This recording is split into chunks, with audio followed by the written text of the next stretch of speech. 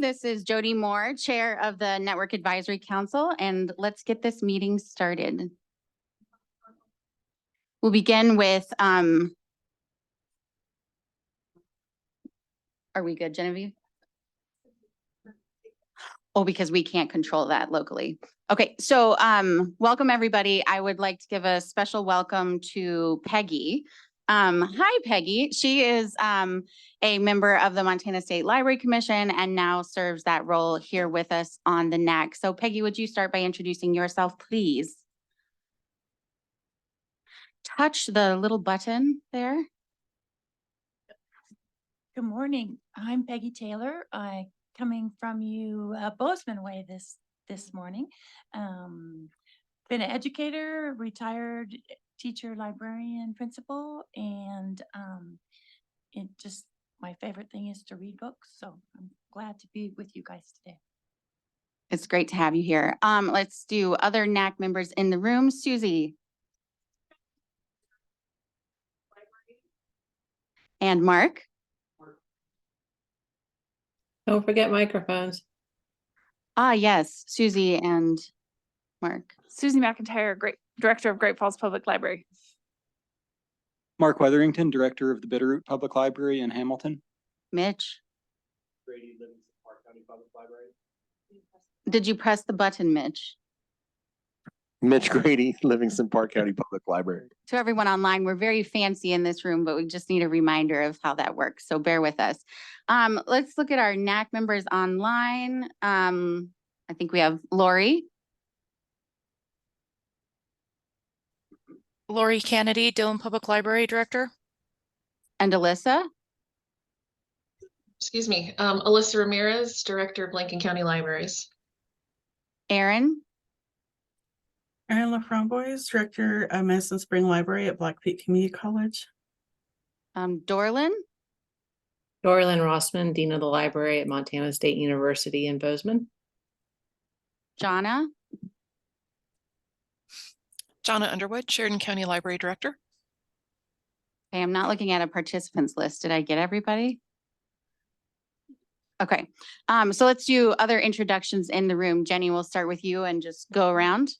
Hi, everyone. Jenny Stapp, the Montana State Librarian, and I want to say a huge congratulations to Dora Lynn for being the new permanent dean at Montana State University. Oh, wow. Thank you. This explains the relaxed look on my face. Rebecca Camp, and I'm the data coordinator at the Montana State Library. Jennifer Burnell, and I am the director of the history portal at the State Library. Kara Orban, Consortia Coordinator at the Montana State Library. Let's see, are folks in the back, do you guys want to come up to, does that mic work at the podium? Thank you, Bobby.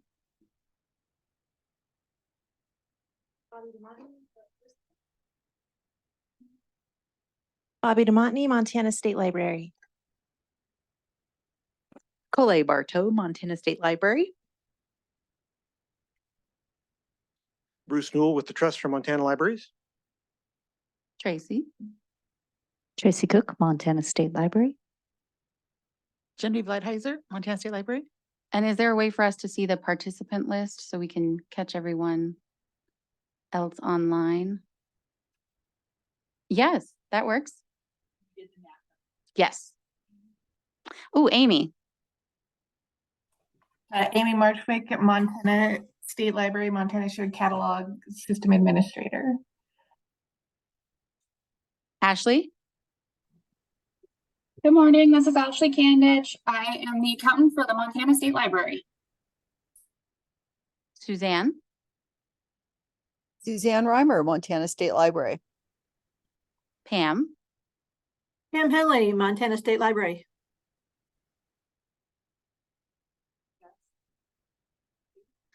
Heidi, it looks like you're a guest today. Yes, I am. I am a guest, and I'm the librarian, the medical librarian at Logan Health, which used to be called Kalispell Regional Medical Center. Thank you.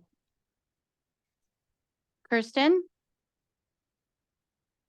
Hi, I'm Kirsten Cooper. I am the Executive Director for the Trust for Montana Libraries. Rachel. I'm Rachel Ron. I'm the director of the Haverhill County Library and one of the Government Affairs Committee co-chairs for the Montana Library Association. Sam. Sam Walters, Hearst Free Library. Melody. Melody Carley. I work for the Montana State Library and Montana Shared Catalog. Stu. I'm Stu Wilson. I'm with Trust for Montana Libraries on the board. And I think I got everybody. If not, please speak up or introduce yourself in chat. Thank you, everybody, for being here today. We have some guest speakers early on in the agenda, but before we get to that, we want to be looking at our minutes. We have quite a few to review because our last gathering was a retreat. So we have the final minutes of the February 1st, 2023 meeting to add to our official records. And then we have 2 draft minutes from our May 2nd regular meeting and our August 8th retreat. I would entertain any comments you have if there are changes that need to be made, and otherwise a motion to approve those. I move that we approve the minutes. This is Susie. And could you be specific which minutes for- we're approving? For both of the sets of minutes that we are approving, the draft of May 2nd and August 8th. Thank you, Susie. Do we have any discussion or a second on that motion? I'll second Lori Lori. Hi. Thank you, Lori. So we have a motion and a second to adopt the draft minutes of the May 2nd meeting and the August 8th retreat. All in favor of that motion, please say aye or indicate in chat. Aye. Aye. Aye. Any opposition? Wonderful. The motion carries. Next on our agenda, we need to elect chair and vice chair for the coming year. In case you forgot, I am your chair and Lori is our vice chair. These are 1-year terms with an option to be reelected, and it is time to have that process. So would anybody like to nominate themselves or others to fill the roles of chair and vice chair in the coming year? Well, I think that you're amazing at chair. I see clapping, so I'm going to nominate you. Thank you, Lori. I appreciate that. I think I have another year in me, if that's a general consensus, but I am so happy for competition or to step down. So does anybody else want to nominate themselves or anyone else?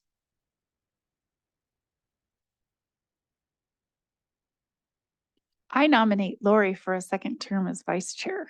Well, how about that? So Lori, would you accept that nomination? Sure, but only if you accept your nomination. This could be the year where I need you all the time. I will be here. Careful. Okay. All right. Does anybody want to make any additional nominations?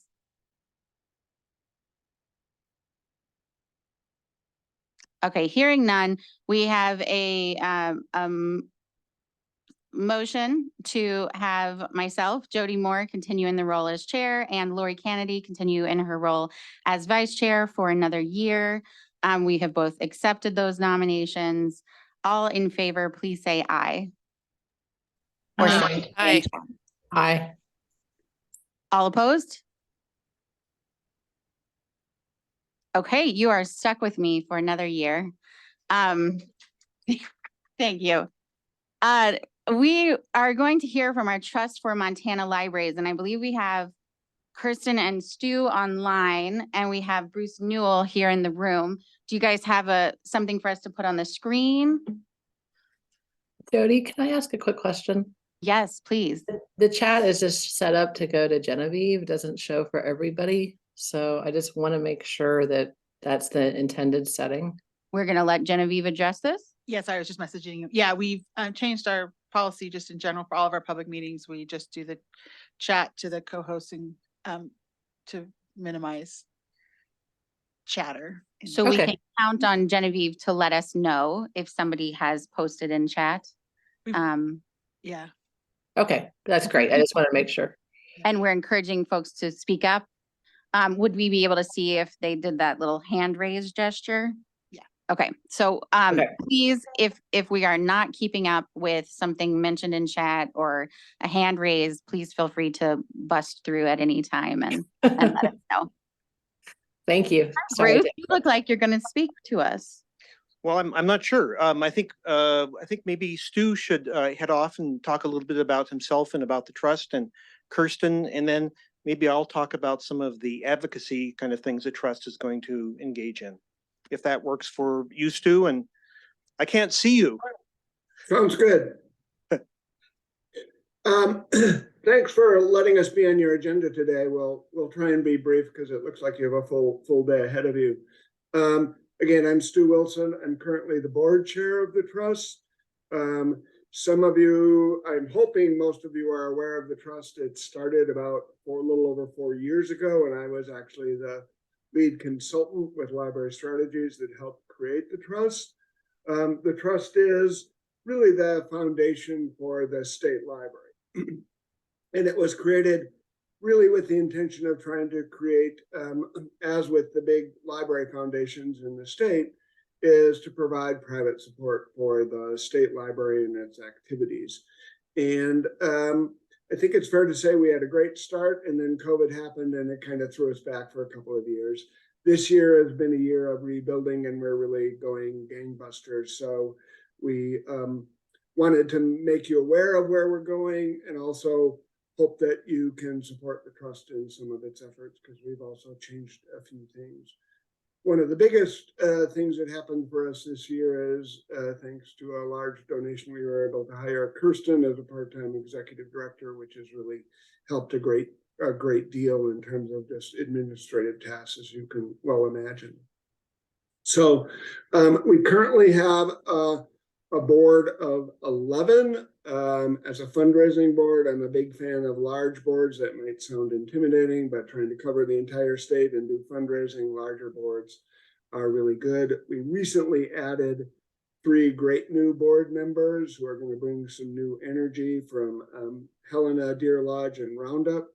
And we've also, we actually have to vote tomorrow on this, agreed to have a 3rd non-voting member as a representative from the Montana Library Association. And Bruce may talk a little bit about our increasing partnership with MLA. The trust is a private, independent, nonprofit, but we do exist to support the state library and by extension, then all of the libraries across the state through the state library. I think the big thing for us is we are continuing our fundraising efforts, and we are just launching our fall campaign. Some of you may get postcards or other notices, email notices on that. Anything you can do to help support fundraising efforts is terrific and would be really appreciated and helpful. I know you need to support your own libraries as well. But it really, all of you, I think, probably are aware of how important state library services are. As part of this process, the state library every year defines areas that they would like to see us help them and provide enhancements. And this year, those are 4-fold, and Jenny can speak to any of these as well. Jenny serves ex officio on our board as well. The 4 areas are really advancing early literacy efforts through the state library, helping with a senior cultural and arts programming effort, increasing digital resources. I think also if we can find funds for courier service, expanding courier services, but that's going to be, I think, a little more difficult on the fundraising front. And then lastly, finding funds for public awareness and marketing. One of the biggest changes which has happened with the trust just recently, this was part of the initial discussion, and this may be something that I think Bruce can spearhead talking about, is we have decided to also, as a critical part of our mission, take on advocacy and awareness for libraries across the state, for both the state library. Some of that is going to be in partnership with MLA, and some of that will need to gear up next year. It doesn't happen magically. But I think this pairing of fundraising with advocacy and awareness, and particularly advocacy to increase funding for the state library and libraries across the state, is a really critical approach. And so pairing fundraising with advocacy and awareness, I think, is where the trust is going to live in the future. And I think that's a critical way for us to provide support to both the state library, but I think also will have increasing ramifications for libraries across the state, especially in partnership with the Montana Library Association. That was a lot. Happy to have any of the three of us answer questions, but I'd turn it over. Kirsten, do you want to say a few words? And then maybe we can turn it over to Bruce for talking a little bit more about advocacy. Well, I think you covered it all, but it seems like a really exciting time to get to be a part of advancing Montana libraries, and we're here to do some work. So hopefully we can get some of these things accomplished. I would add one more thing before turning it over to Bruce, and that is, and this is my own experience having run a big library foundation and done advocacy work, is we're really interested in building a network of patrons and users and library supporters who love libraries but are also outside the internal library world. And so one of my requests for you is, if you have friends or foundation or supporters who you think would like to get involved at a board or a committee level or just in advocacy awareness campaigns, we'd love to hear from you, particularly people in your community who might really want to get involved on a broader, active way in advocacy and awareness and fundraising. Bruce. Bruce, before you begin, it looks like Susie has a question. So the Great Falls Public Library has a foundation, and I know that our foundation director has regular, maybe quarterly, maybe 3 times a year meetings with the other leaders of the other foundation directors. Is Kirsten going to that? Are you guys connecting to the other foundations? Because I know that they have also had conversation about doing some advocacy work. I can speak to that. By good fortune, right after the Chico meeting this last 1st of October, that group of 5 larger foundations were meeting to see the new digs in Bozeman. And I had a chance to sit down and talk with them for half an hour, 45 minutes, and talk to them generally about what the trust was up to. And then I asked them sort of point blank what they wanted from the trust. And because they're all not shy, not retiring people, they told me quite directly. And much of what I'll be speaking to you about today stems from that. We have an advocacy sort of subcommittee working group that involves MLA and the trust, and also involves that group. And so that's the beginning of what I hope will be a really fruitful relationship. The key is that by working together, we cumulatively support libraries, not compete for scarce funds. And I think everyone's on board with that. And I think as long as we keep talking, we can make that happen. Did that answer your question? Yes. We currently haven't been participating in those meetings, but if the group is willing to include Kirsten, I think that would be a great idea. So we can reach out and ask. Good questions. Good questions. So at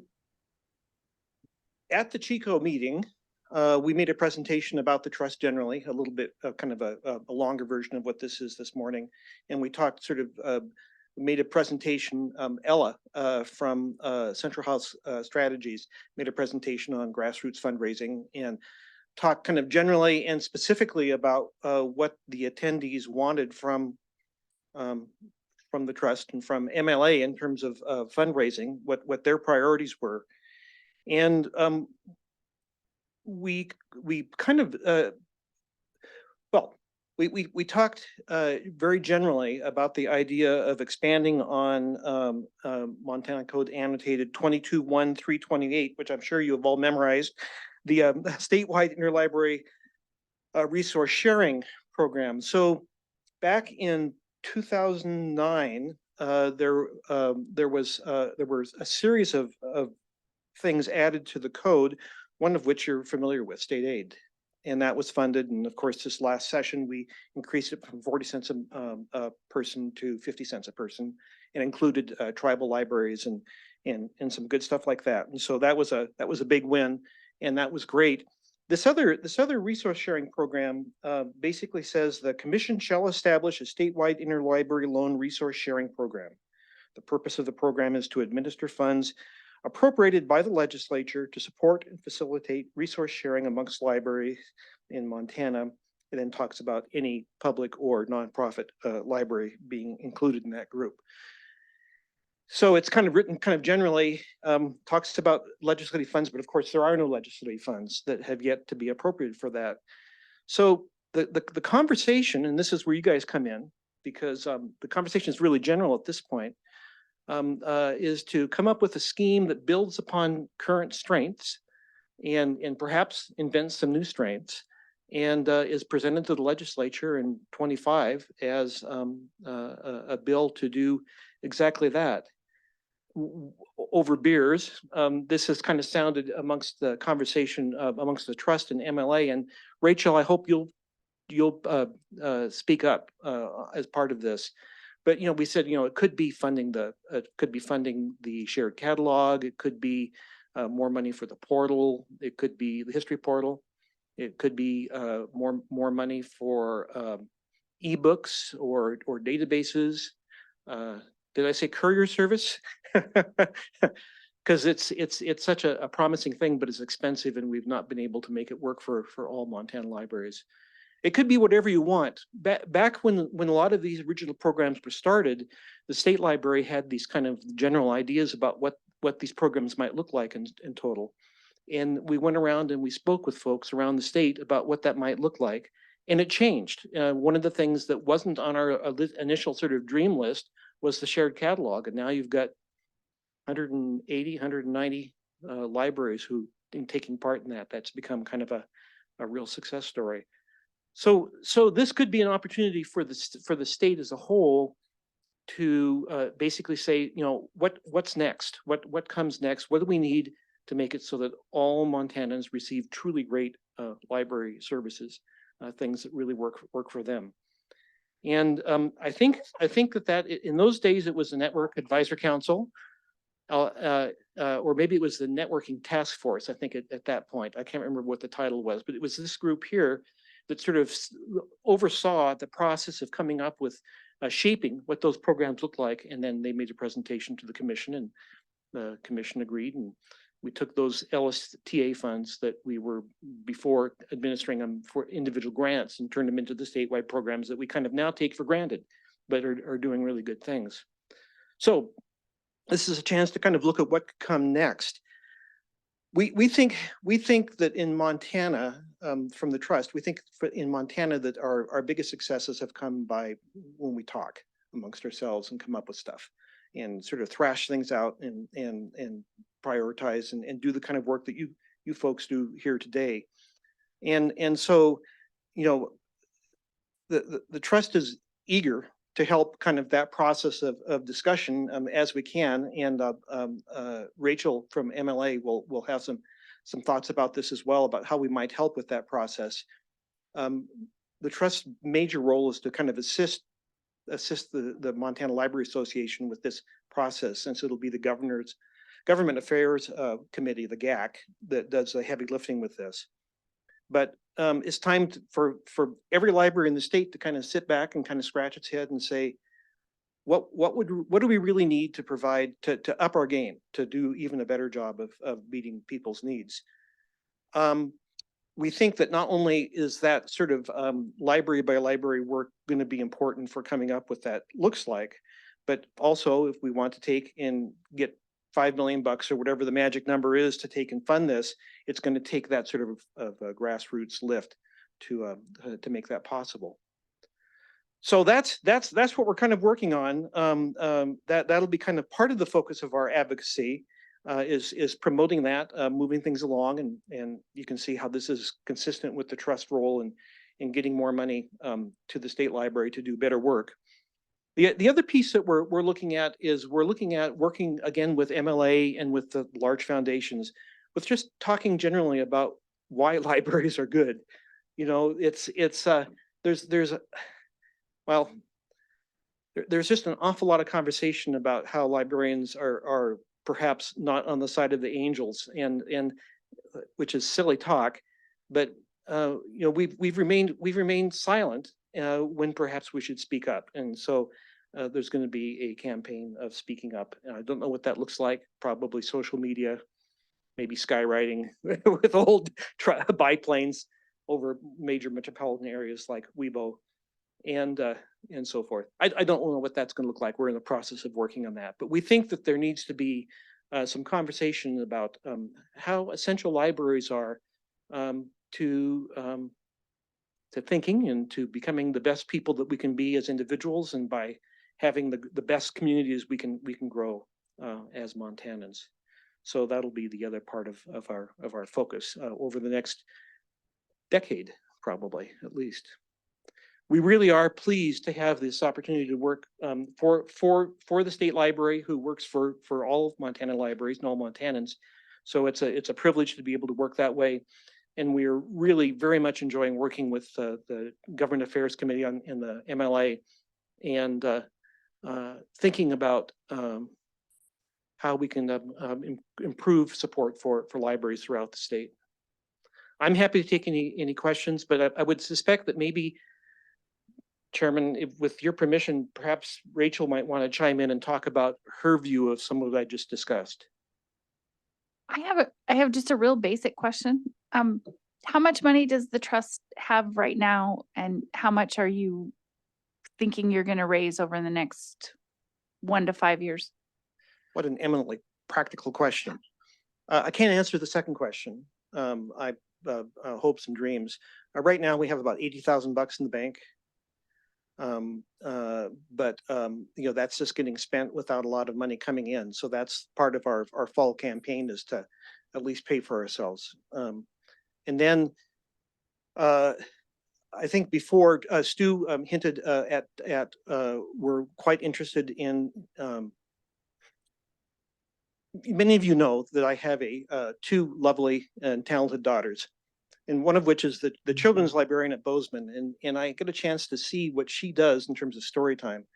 And it's nothing like story time that I was trained in when I was in library school, or story times that I participated when I worked in public libraries. I mean, it is incredibly dynamic, and it's about cognitive development and motor development and parents networking, and it's this incredibly rich early childhood development kind of thing. It's not just stories, it's all this other kinds of stuff, and so we've been talking about that, and the state library is in the process of kind of thinking about how we think as a state about kind of upping all our games with early kid stuff. And Jenny can talk to that, or Tracy or something, but the trust is really looking forward to going out and seeking some more immediate bucks to support that effort. And you know, that might be training, it might be resources into libraries. You know, I don't know exactly what that looks like. It'll be, again, up to you folks to help kind of shape that ask. But we think that the trust is well positioned to go out and get some private money to take and boost that project. So over the next 5 years, I'll be really disappointed if that doesn't happen. So to answer your question more directly, I don't know. We do have a fundraising development plan for the next 3 to 5 years.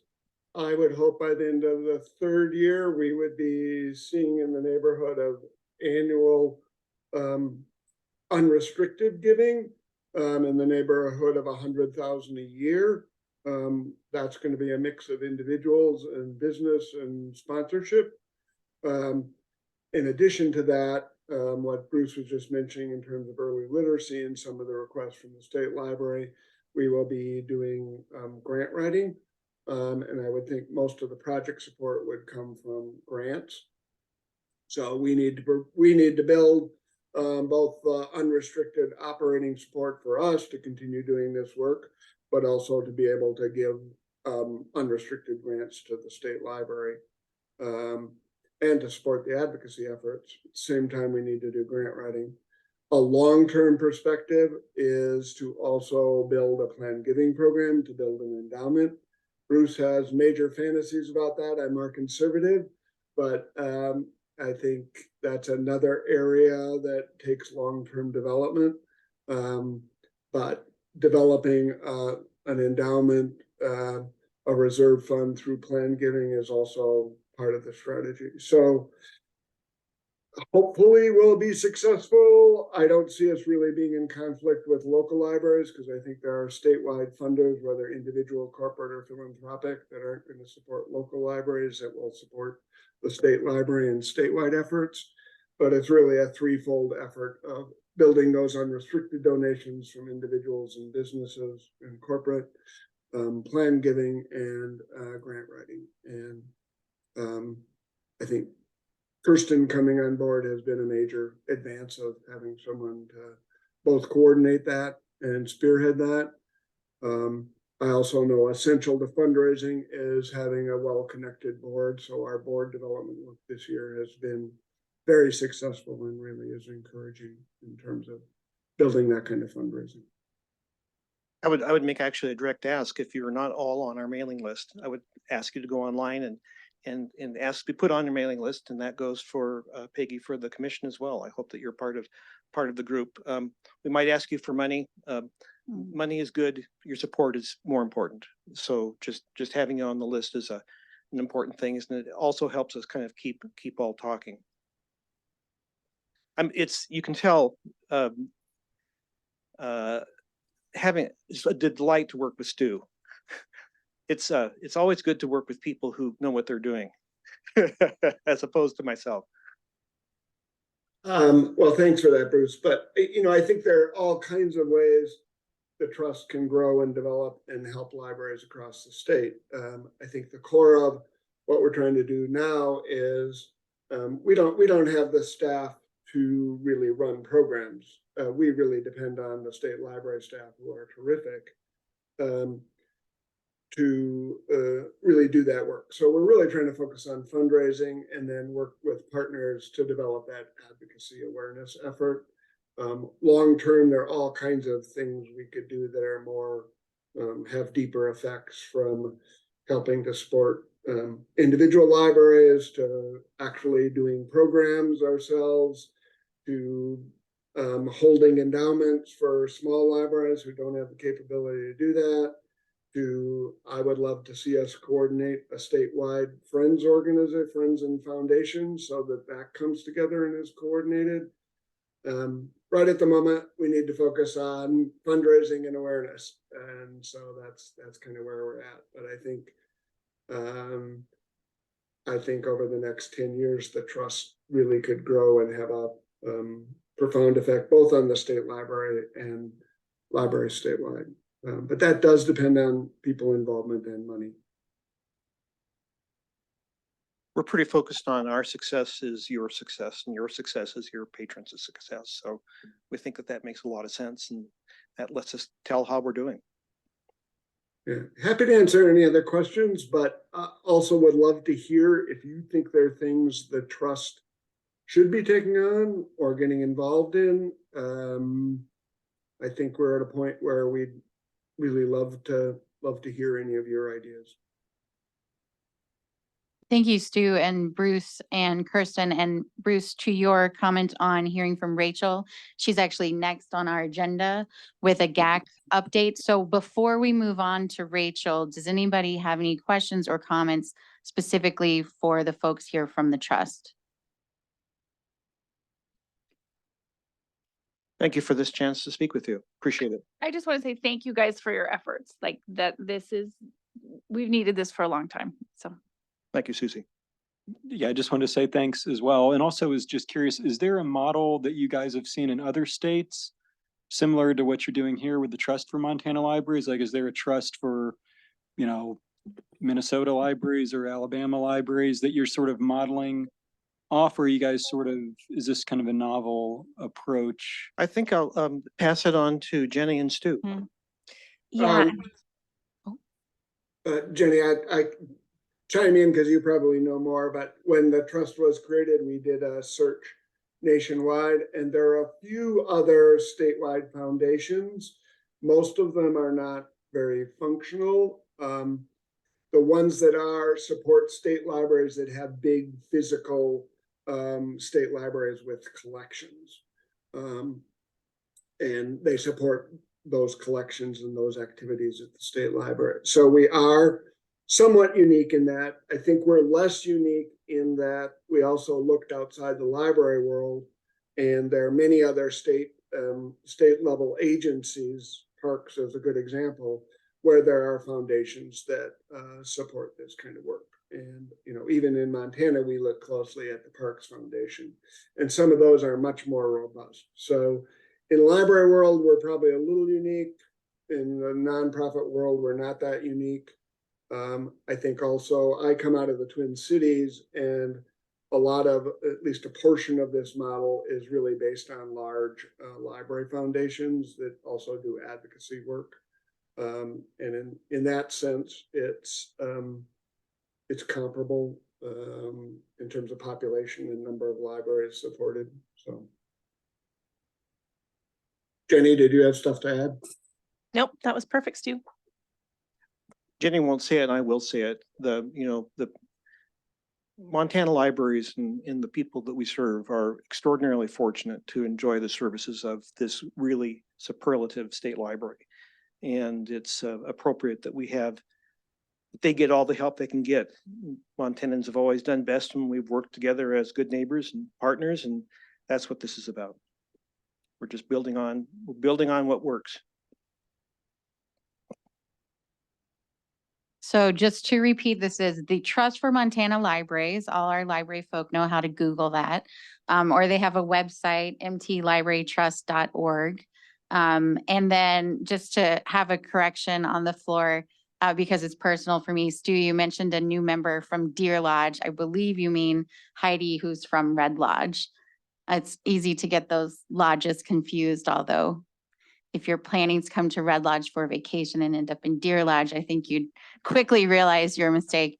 I want to join in with everyone and say how exciting it is to see this coming together. And I know I had a little excitement when I saw Sarah Grove's name on the board, because I have such fond memories of the work she did with the Ready to Read program. And just knowing that there's people with those kind of those minds that are able to think about how we can market ourselves, I think is going to help make a difference. I think it really could be such a good thing for us. And so welcome. So thank you to all of you who are involved in this effort. It's much appreciated. Rachel, I believe we are replacing Alyssa Wallenetz on the agenda with Rachel Ron for our presentation on the Government Affairs Committee, or GAC. Rachel, I would love to hear everything you have to say about the GAC. If there's anything you want to say at the start related to the trust, please include that as well. Yes, I am here because Alyssa could not make it, but I am her co-chair on the Government Affairs Committee. I'm really here today with just a specific ask for the NAC. Bruce had mentioned MCA 22-1-328, which is the legislation that mandates the establishment of a statewide interlibrary resource sharing program. And when it was passed, it was not passed with any funding. So it's essentially an unfunded mandate. And the Montana Library Association supports the concept of interlibrary resource sharing that, like Bruce said, is really a cornerstone of our work as librarians. And it's just an essential thing that we have to do in Montana. We believe that funding this mandate would be highly beneficial to all libraries in Montana, but especially the small rural libraries in our state that are often left behind due to lack of funding. The Montana State Library does an amazing job facilitating statewide projects, but it is hard for the smallest and most rural libraries to participate in those because they just don't have the same funding. So I came here today to ask the NAC to support us in seeking this funding during the 2025 legislative session. And we would also like to formally request that the NAC ask for support from this for the Montana State or from the Montana State Library Commission.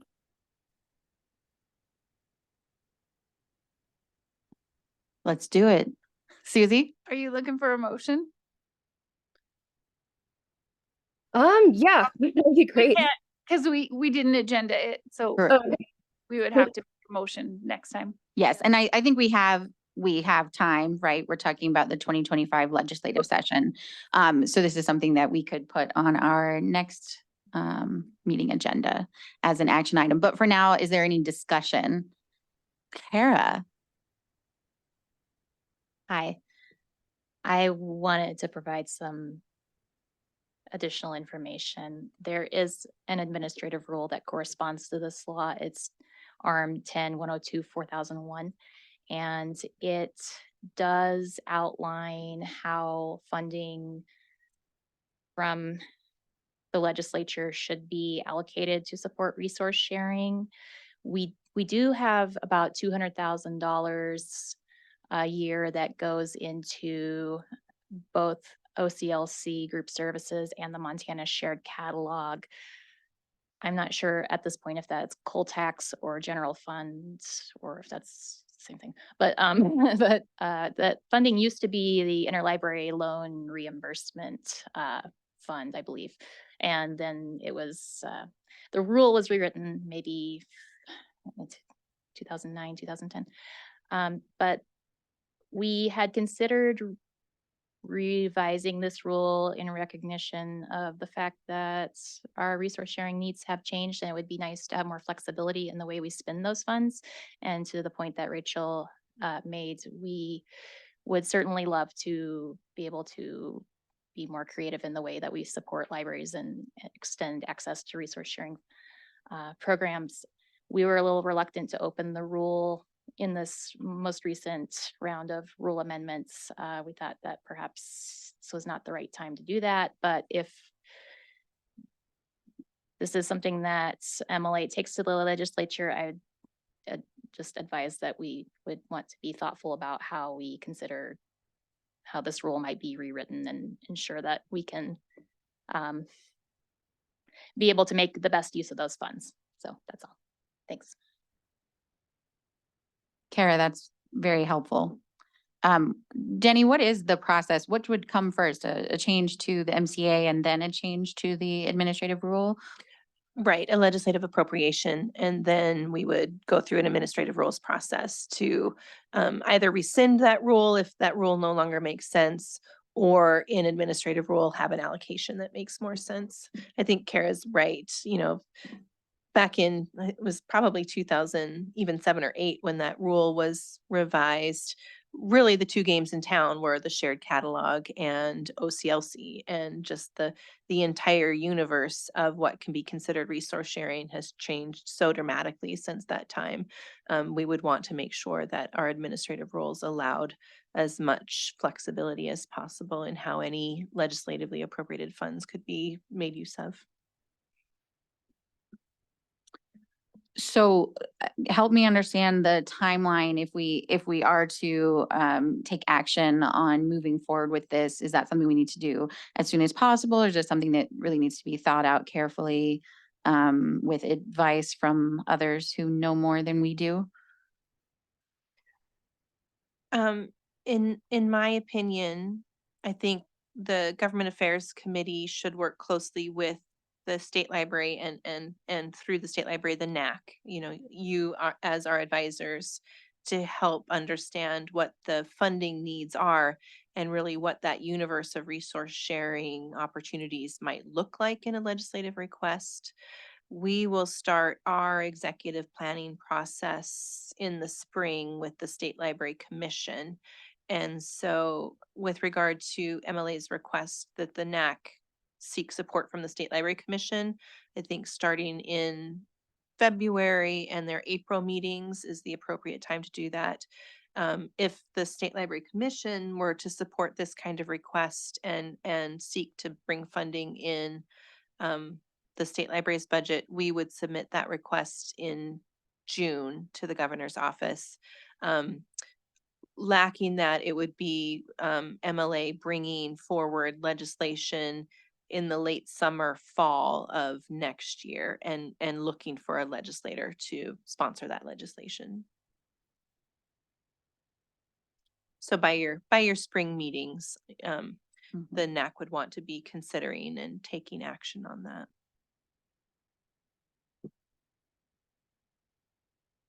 And Kara, your caution for us is just to be mindful of the various repercussions that can have. I think we were a little hesitant the rule is really specific right now. And so we would want to revise it, but we would need to be we just want to be thoughtful about how we revise that rule and keep in mind that that would be a necessity if we had the wonderful problem of getting lots of money from the legislature. Yes. The rule as of now does it do much for us? Since we got rid of the ILL reimbursement? It's benefiting Montana Shared Catalog? Yeah, it subsidizes the shared catalog and the OCLC group services contract. Each receives about $99,000.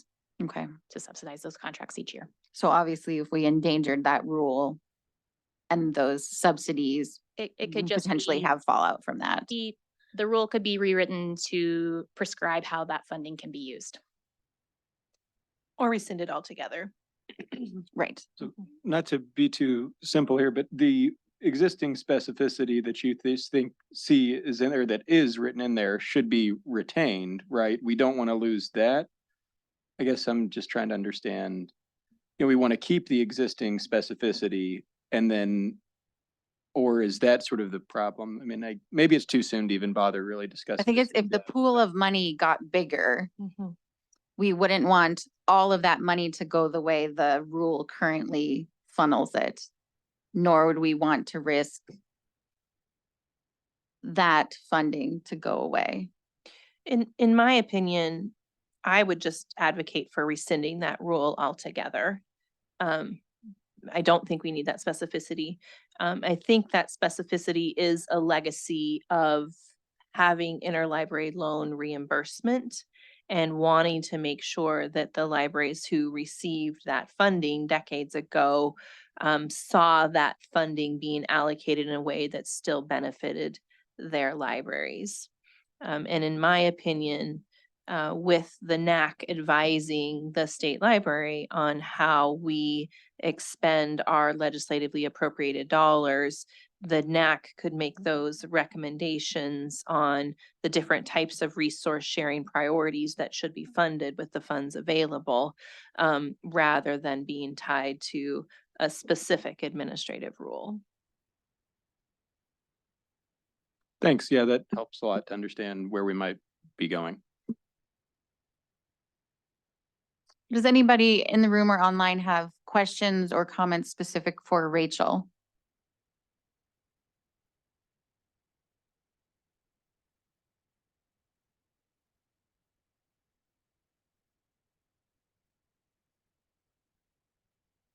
Just to give Rachel an idea, again, this is not an action item. We are not voting on this at this time, but how about like a yes, we support this if you would like her to be able to take back to the MLA GAC our encouragement for them to include us in this process. Agreed. Okay, that's Susie agreeing. Anybody else? Mitch? Yeah, it's worthwhile. Mark, folks online, I think was that Dorland's voice? Yeah. Okay, thank you. Is anybody concerned with this concept?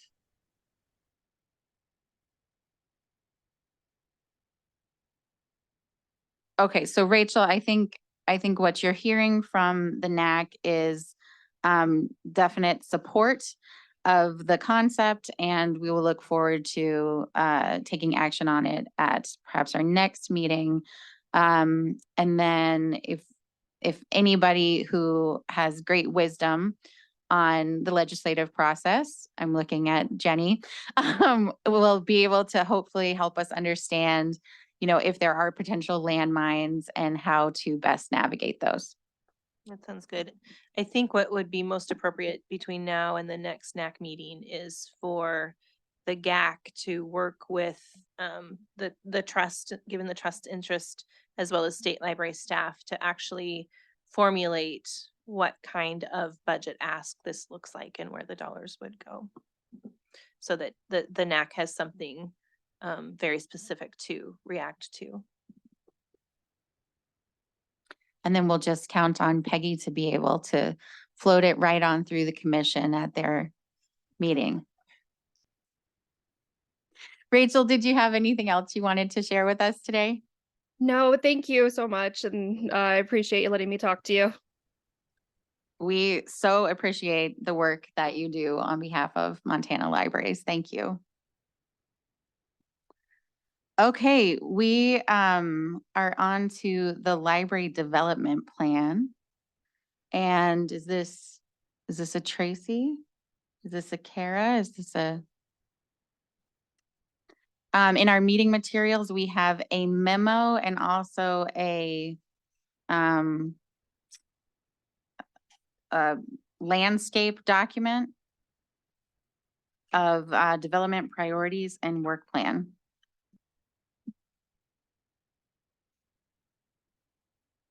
So Rebecca quite kindly put all of this together for us. So I want to thank her because really she has made it so much easier for us to report on this. So we in library development, staff that do library development work met at the end of August and reviewed what we had come up with for the August retreat with the NAC. And I am sure you are not surprised that when we went through that gigantic spreadsheet, staff were like, yeah, I don't think we can do all of this in a year. So what we did is we tried to kind of identify those things that very much aligned with the LSTA 5-year plan, seemed to meet your priorities for what we should work on, and were more doable and realistic. And so in your meeting materials, we have a memo kind of summarizing how the things fit together. So that includes the goals of the LSTA 5-year plan. So those would be the priorities. And then we tried to kind of outline for you in the document that's actually linked at the bottom, the Montana State Library Work Plan. That's going to be where it will live in the future. And what Rebecca is trying to do is save us from having so many different places where we're reporting the work that we do. So we'll use this as our primary document to communicate how we are doing.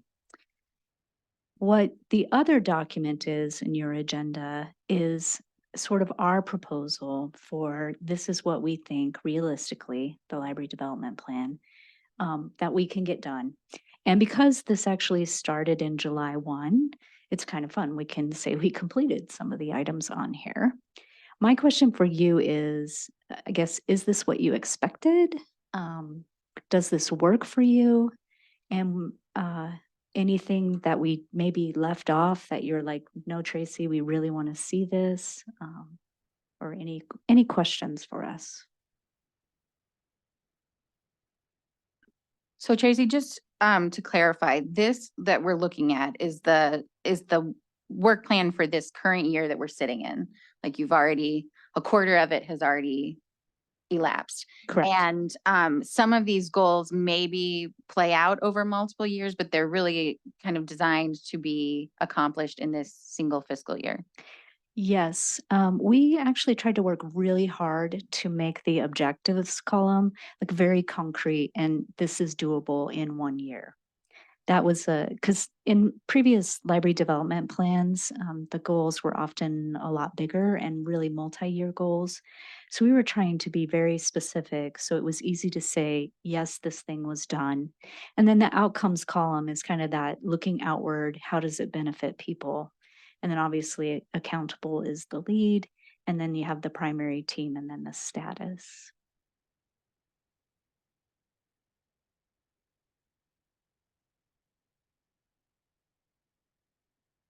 Kara, do you want to add anything? Or Rebecca? Or Jen? Since you're in the room.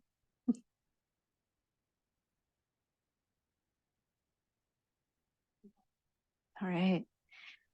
I just was to say, I think this is very readable. I appreciate how readable it is. I guess I did notice that there's 2 things that got canceled and 1 thing that's on hold. Is there anything the commission could do to help with those? In terms of, I don't know. It seems like it's resource-based mostly in terms of the 2 that got canceled. Yeah, that's correct. So like the first one would be the library geography. This is a capacity issue. Rebecca has a lot on her plate. And the hope was we would be able to take advantage of an intern who could maybe help with this, but that hasn't really happened. I don't know, Rebecca, if you want to speak any more to this one. Yeah, you pretty much covered it, Tracy. We had been contacted by University of North Texas, is that their name? For an intern application, and that intern would have addressed this particular thing, but their application was unsuccessful. So we don't have a person to work on this particular project right now. And then I can speak to the next one, the internal wiring project. This one is a money thing. We have been able to actually upgrade either the cabling or the equipment or both for approximately 30 public libraries in Montana. There is a possibility of there being some funding for this one. I asked to leave it on here just because of a variety of different things, including quite a bit of federal funding that may give us the resources to do this. There also is the possibility, if we had any leftover funds, because this is something we have quite a bit of experience with, we could pull this off if the money became available. And I think those were the only 2. And the on hold project you're seeing, Dorlin, is actually coming out of our GIS team rather than this library development group. Yeah, I noticed that too. Just kind of looking down the road here, and just because it's fresh on my mind from the presentation by the trust, are there any things you think might be a really just obvious thing for the trust to consider funding directly? Is that even an opportunity or a possibility for them to? I have a very limited knowledge of fundraising just from working with the foundation with the Bitterroot Public Library and, serving on wilderness related foundation boards. But, people seem to give more when you're telling them, instead of just give to this endowment, give to this kind of nebulous but worthwhile goal. If you're saying, can you give us money to help increase broadband access in 18 more Montana libraries and it's going to cost $100,000?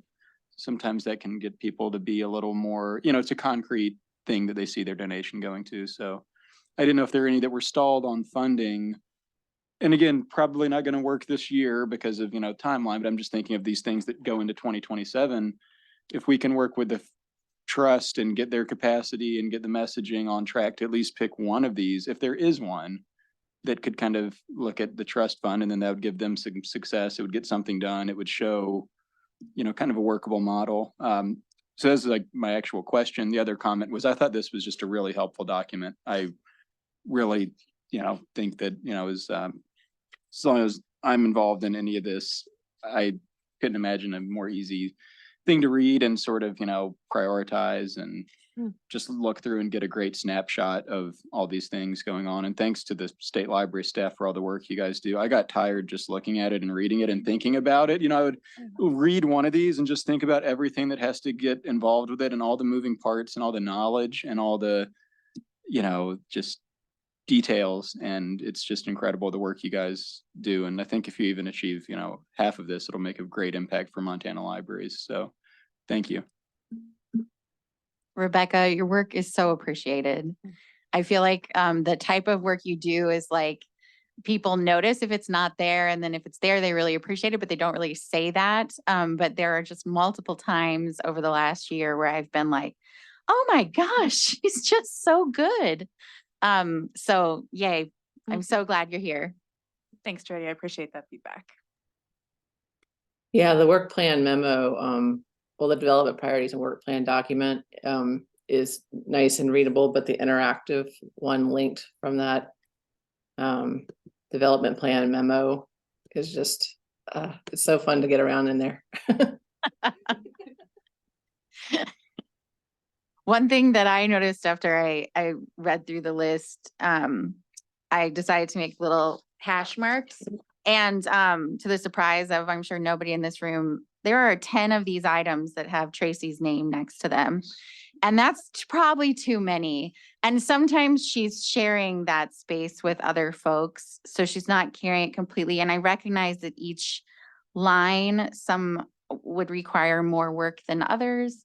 Some are easier to accomplish, but I think we do need to be mindful. You know, anytime I'm involved in a decision-making group, I want to be so mindful of what we're asking of our staff, and realistic about what they can do. And I see Tracy's name next to something, and this has been true for my very long time here in libraries in the state of Montana, I guess, other than those years where she briefly left us.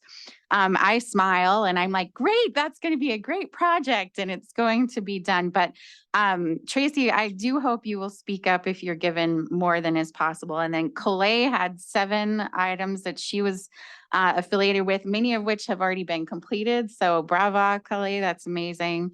Kara, I always worry that you have too much work to do. And Jennifer, you and Dave just accomplished so much. The productivity is amazing. The other thing I noted is with Amelia leaving, it looked like Tracy maybe inherited some of that. And then there was maybe one that went to Colette and some to be determined. So for staff, is this too much, or did you guys really do an honest job of getting rid of things that you can't realistically accomplish in a year?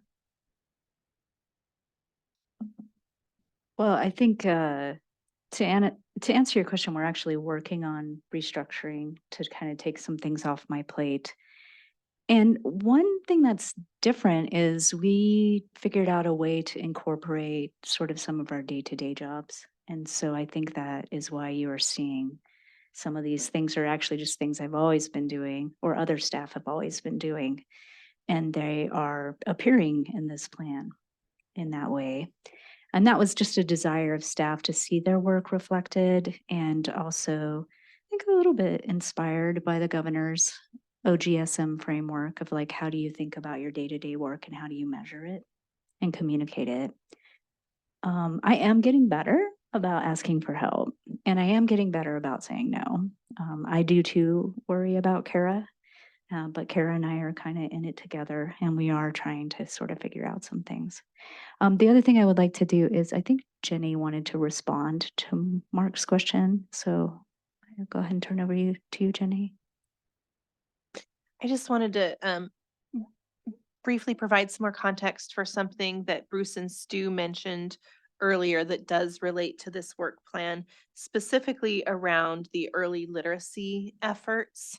I think you all are familiar with the successes that the state library working with Montana Libraries has had really for the last dozen years or so in supporting the Ready to Read program and helping to educate librarians about how to offer early literacy services, helping libraries to improve their space, build their collections, add additional kinds of resources like block play and those kinds of services to support early literacy. So we've been really focused on sort of the internal operations of libraries to better support early literacy.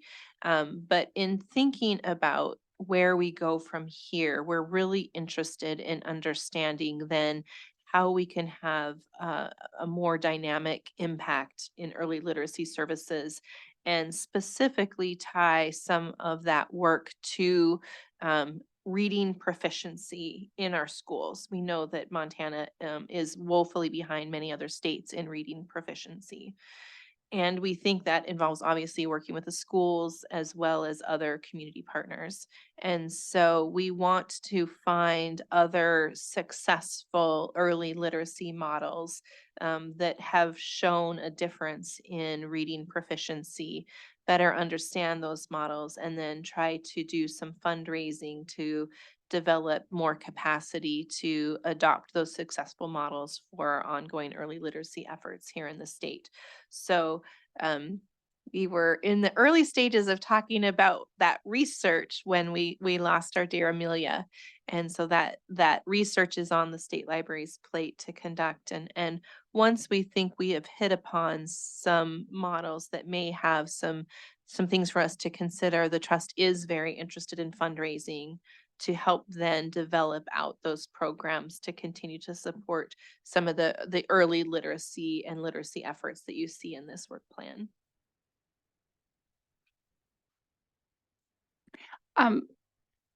So the Treasure State Foundation's efforts around the Dolly Parton Imagination Library have been a new thing for Great Falls Public Library, and a real compliment to our current early literacy efforts. And one of the things that we have found is that a lot of parents don't know how to read to their kids. And so that I just want to like put out there that having better story times, having better stuff in the library is great. And I think we would like some more like, how do we help parents feel more comfortable, and how do we get more people signed up for DPIL? Because if we really got every child, that would be transformative. So I just personally would like to see how, some call out to those efforts, because I think that libraries across the state are putting effort into that. I know that we added it to our plate.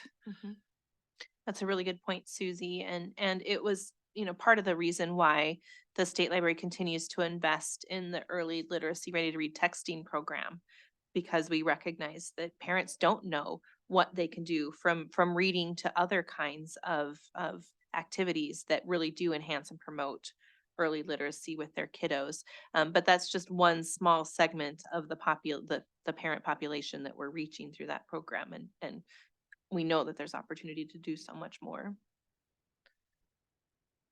Yeah, Susie, I had it on my plate to talk to Bruce about Hopa Mountain and reaching parents and children who the traditional library mechanisms might not be the best way. So it's definitely something I am worried about. The other thing I would like to say is Jenny has been great, and the trust has been great about inviting me, usually at one of their meetings every year, to talk about our needs and to ask them for funding. And so it's very gratifying for me, because a lot of what Stu listed off is stuff I asked him for. So I do feel like the trust really is easy for me to talk to about that. The final thing, and I'm happy to continue to answer any questions you have about this. The final thing that we talked about, and we being sort of the leads in library development, is it would be better for us if we changed the NAC calendar and had this work plan kind of created. And so we were going to suggest the idea of maybe shifting your August retreat to May.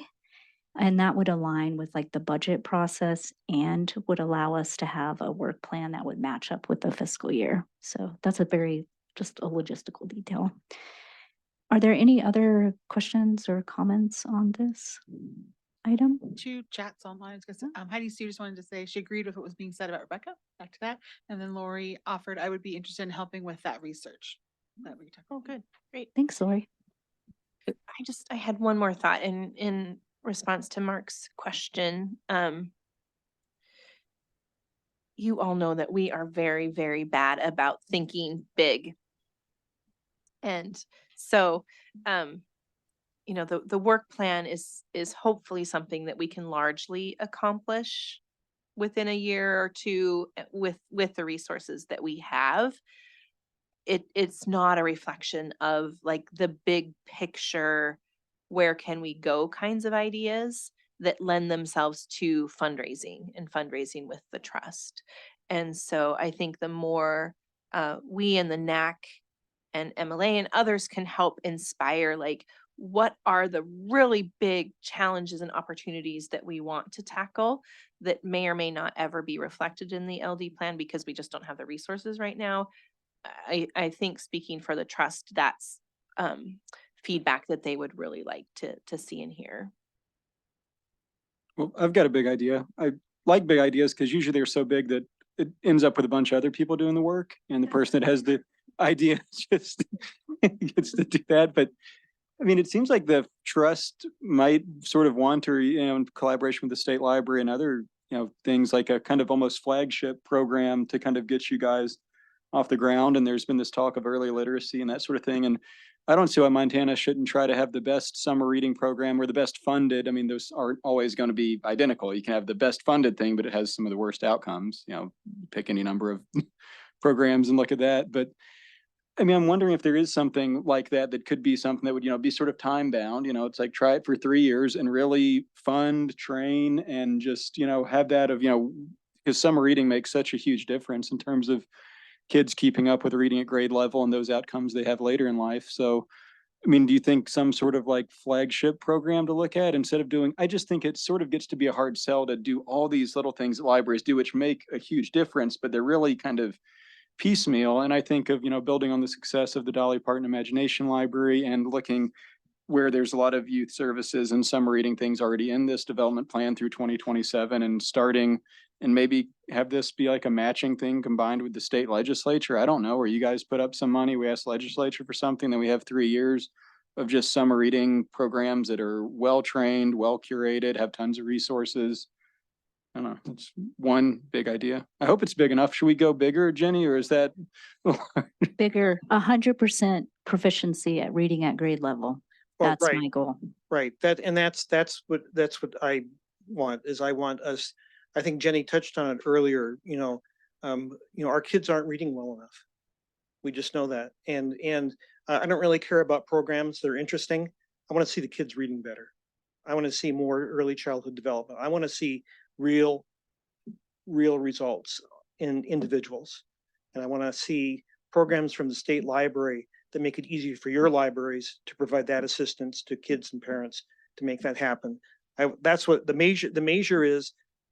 It's back to Tracy's. So that why do we have summer reading programs? So that when you finally get to the bottom of that string of so that's, it's so that our kids are better at being themselves, at realizing who they could be. And when we start working with partners like school districts and stuff to measure where there are actual metrics that are available, that's what we should be doing. We shouldn't be running from those kinds of hard measures. Doesn't matter how flashy our programs are, as long as the kids are getting better at reading, or parents are getting better at parenting, and there are some measures for that, and we shouldn't be afraid to take and measure our success with those metrics. So that is really thinking big, I think, because it's really scary, because we're actually putting our success measure in someone else's hands. But let's do it. Let's measure real stuff. And let's have programs that take and improve that stuff. And this is a long game. I'm guessing that if we're successful 50 years from now, we'll be having the same conversation. Mm-hmm. Bruce, I like your idea of working with the schools. It'd be interesting to have them take a reading test in May and then take a reading test in September. When I was teaching, I worked with the union MEMFT, and I was a reading trainer, and I went into schools and taught paras and other teachers the basics of reading and getting those kids up to par. It was really interesting. So to see the different programs that are out there now, because that was a while ago, but to see those different programs that are out there now that can help the students would be really interesting to find out what we can do to better serve. It is a lot on the parents to have them read to their children. the success of 1,000 Books Before Kindergarten, if we can really get that promoted. That kind of fell through the gaps in some places, but we've been pushing it, and it seems to be the kids really enjoy it to get different incentives at that age. I have a couple chats from Erin. She's happy to hear our focus is going to be on early literacy. We often focus on early lit and then drop literacy efforts. And then she also said applying for a Library of Congress Literacy Award may be able to bring some one-time funding to literacy programs. Thank you, Erin. Might be in touch with you on that one. Outside of the library world, early childhood is my other passion. And the sad reality of the early childhood world is we might be in a worse place than public libraries are right now in terms of our ability to successfully have support from legislature. And it's very sad because a lot of the things that the legislature might be concerned about, actually you could solve a lot of problems by fixing issues in early childhood and childcare. So I think now is the time for that group to speak up as well. And in some of the groups I'm involved with there, we are trying to think of advocacy efforts. So like there's a the 0 to 5 nonprofit in Montana, and I think we could Hope a Mountain, like Tracy mentioned. I think we really could work together and try to just be very vocal about this and actually make a change. I know right now in my part of the state, our cooperative that does speech therapy, they used to be able to travel to the preschools to meet with children who were eligible for or who would benefit from speech therapy, and now they can't. Families have to come to them, and it just seems like that would be such a simple fix to go back to having those resources available to them. And so I think there are a lot of community partners, but I think it'll be an uphill battle because this is an area that, you know, people maybe support, but they don't have an actual, there's not platforms that support early literacy. People aren't early literacy voters, and we should be. Jonna has her hand up. Oh, Jonna. Yes, I'm here. Yay. So just on a more practical standpoint, when we've been talking about funding and big ideas, we talked about potentially resource sharing. And I kind of thought, well, you know, we talk about resource sharing as things like Montana Library to Go and OCLC. I think people are resources too. Something that I would like to do from my standpoint, my small part of the world, I would love it if my Storytime librarian, for example, if there was funding available where I could send her to, just as an example, since her name came up, Ellie Newell in Bozeman, and have her spend a week with Ellie and see how she does her story times and what my Storytime librarian could learn from her. Because I can coach my Storytime librarian as much as I can, and I can give her, you know, this webinar and that webinar and this webinar, but it's not the same thing as actually seeing it from somebody who's really into it and somebody who's really innovative and somebody who can impart that skill and that expertise. And having some funding available to send my person to another person, that would be great too. And I think utilizing people as resources and sharing their expertise, that would be really great to do as well. I love that, John, and you had so many heads in the room nodding vigorously. Yes, Jennifer. So I recently saw where I think it was in Denmark, they're checking out people for half-hour segments within a library. And so you sign up to be able to talk about your life or your story or to share information, and you could check that out. How great would that be to do with our early educators in our communities and ask them to be available to help plan and think and come up with some ideas that might be right along what Jonna was just talking about.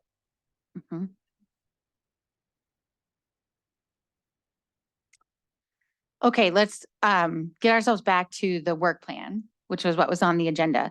This is not an action item. Do you just need us all to be like, yeah, this is great, which I think we've already agreed upon? Okay, and then this concept of long-range plans and goals, Jenny. So if those don't live within the library development plan, is there another document? Well, would that be, is that what happens with LSTA or does the state library have a strategic plan per se?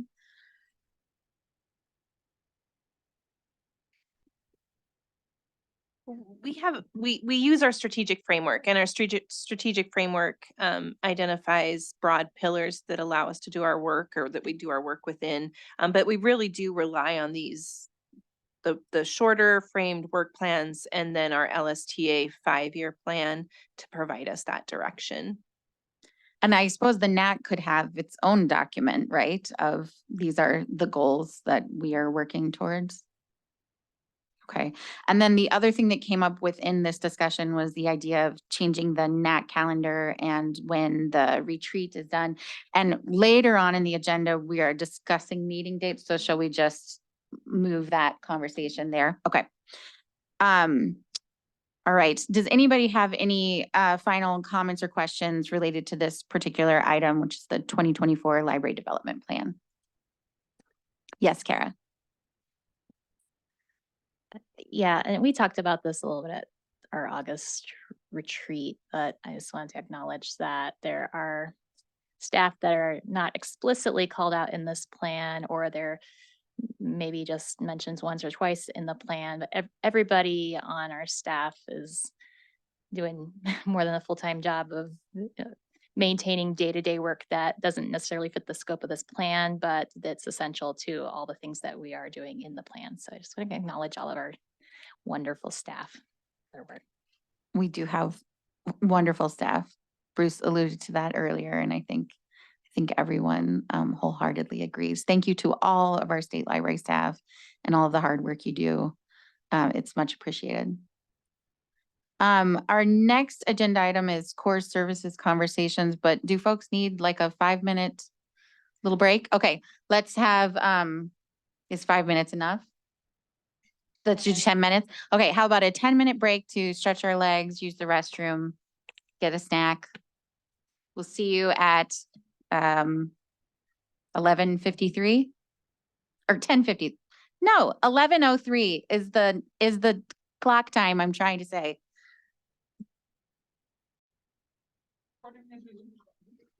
Okay, hello everyone. By 11:03, I actually meant 11:05. Those of us in person here are still coming back to the table.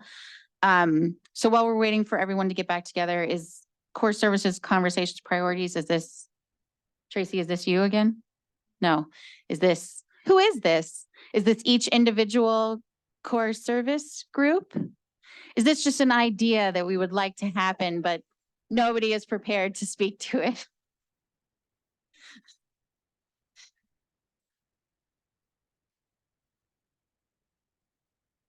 Are we ready?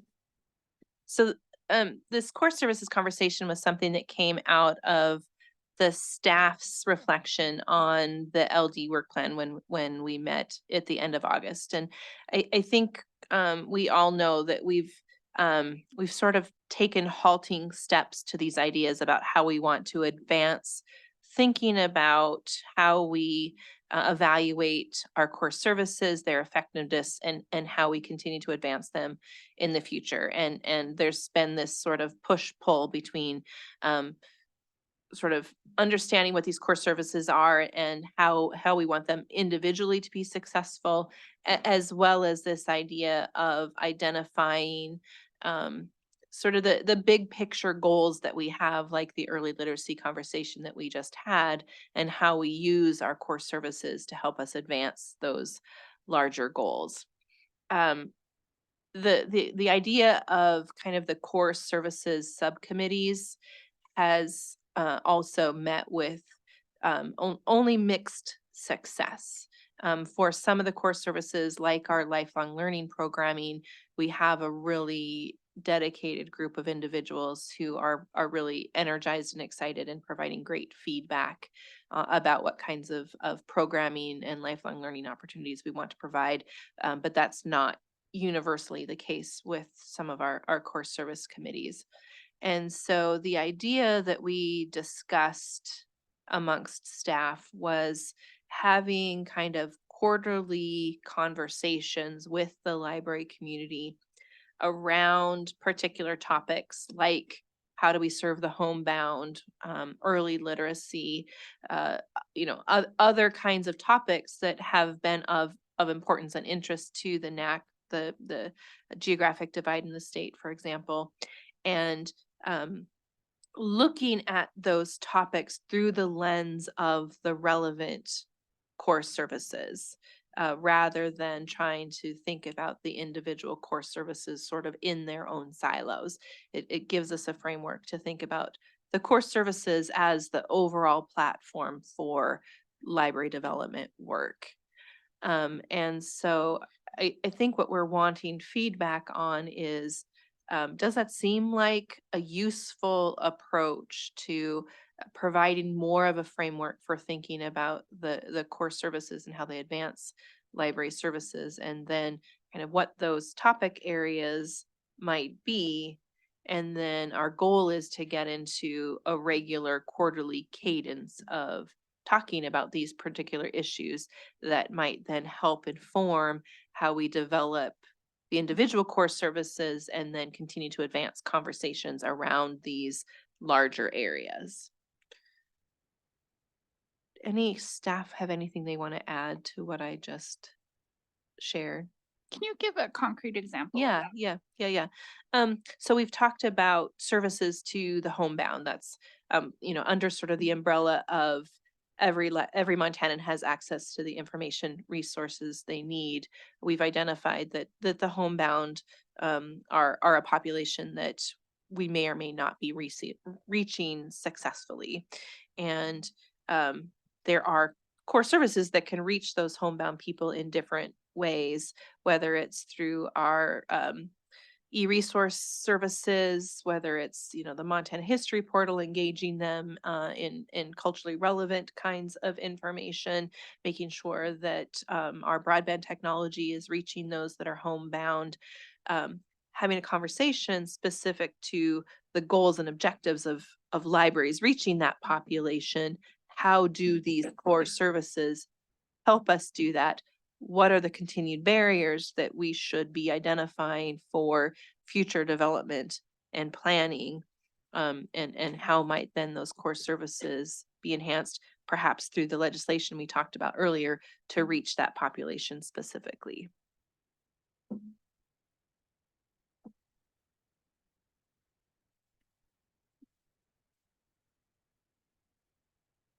Let's give it a try. Who will be, with Amelia's absence, who will be sort of taking the lead on lifelong learning? We're starting recruitment for that ASAP.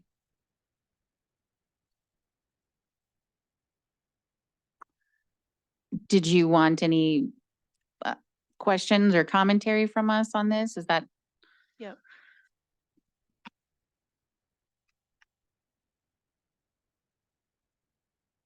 Could we bring up the picture that The hexagons? Yeah. hexagons? So let's see, we've got resource sharing and Kara. Culture with Jennifer and the MHP. Technology, that's Suzanne. Lifelong learning, that has been Amelia. Amy's is what, collection management? Is that what we call? And I'm missing somebody. E-resources.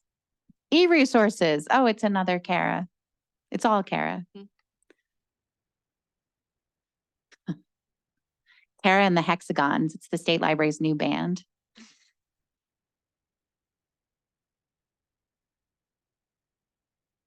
And I think what we've observed is lifelong learning has been a very functional committee. Jennifer, you've had some luck with yours, but then it fits and starts kind of. I think technology has struggled. Amy, of course, sort of had a built-in group to work with, but it's still in process of redefining itself. And I just want to remind everyone, sort of the idea behind these core service committees was to recognize that these core services are core to the work of libraries. They allow us to do our work. They're the what and the how. They're certainly not the why. And we recognized that we needed to be better at evaluating how we measure the success of offering these kinds of services, and also more future focused in helping us to continue to think about how we progress these services in the future.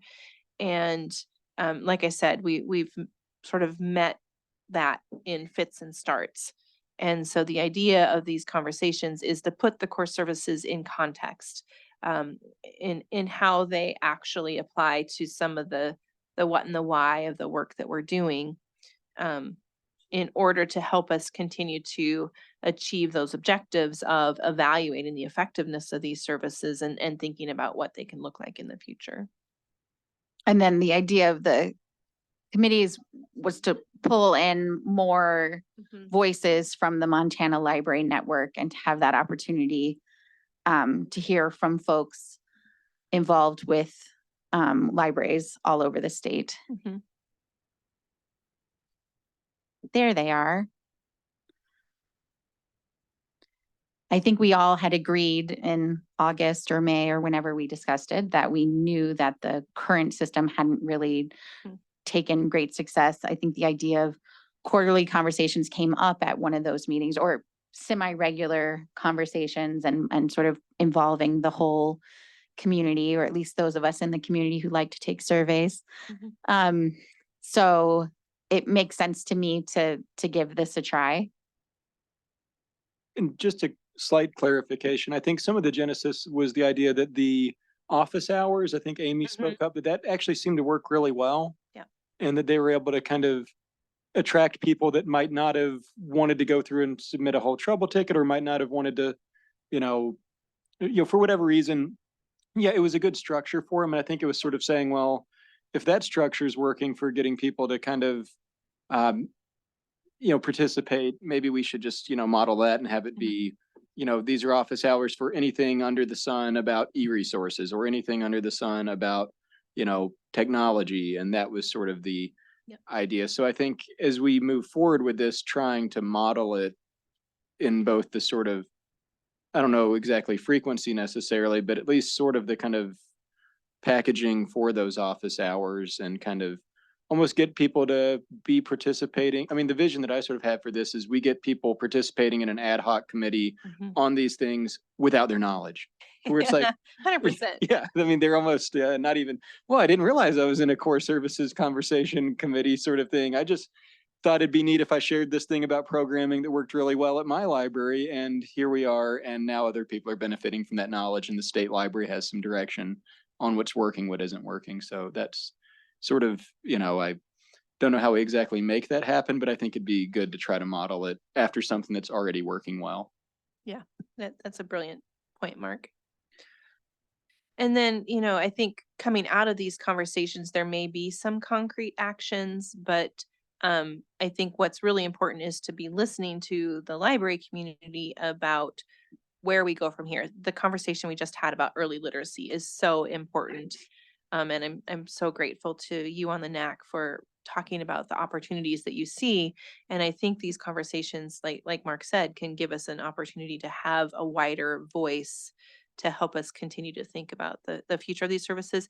And also just a reminder that, these core services were identified at a point in time, and they're, as library services continue to develop in the future, there may be areas that we feel like we need to focus on down the road. So Rebecca suggested on the break that the NAC really needs to have kind of a parking lot area for these big picture ideas, to make sure they're being captured and not lost. And I think those conversations would give us a way to add to that parking lot, so that as we continue to think about core services and library development plans and legislation and funding asks and work with the trust, et cetera, we have a body of informed opportunities to continue to discuss. So. Susie. So speaking of parking lot, I know that the partners have had some conversations about collaborative collection development. And I think that that is a parking lot item that I would like to hear more about and have more discussion of, not to add more to Kara's plate, but that, because I'm not sure if that goes in resource sharing or collection management or both. yeah. And so I'm just throwing that out there that I would like that in the parking lot. And I think that, all right. Good. But I think the car that's it's driving like stalled 3 years ago and then it just like keeps trying to restart. But yes, it should stay in the parking lot for now. So I think what would be useful to the NAC, because in theory, these core services committees were going to be presenting us maybe twice a year, these funding priorities and wish lists. And so if I can challenge all of our folks on the state library who head up one or more hexagon, that prior to our meeting in February, you host one of these conversations so that you have something substantial or something on a memo to present for the NAC to review before we are looking at budgetary decisions for the following year. Jennifer looks ready to speak. I am. I was just thinking that, having that core service committee meet meant that we were very insular in how we thought about our cultural resources, but having these conversations might mean that I would show up at a lifelong learning one and talk about how we could support that, or homebound. I mean, I feel like the crossover is a little bit broader. And so I hope these conversations can be enriched by multiple state library staff being involved and the multiple programs being involved. I think about several of these areas, collection management even is something the history portal does. And so we could cross over into several of those conversations and be a part of that and thinking of things. So I'd like to see Rebecca put a visual to this with like Venn diagrams of the hexagons, kind of how they overlap. They do. Okay. I was just gonna say we've been doing some programming, as you know, with contests, which also reach over and cross over. And yes, we have a Lego contest out there right now.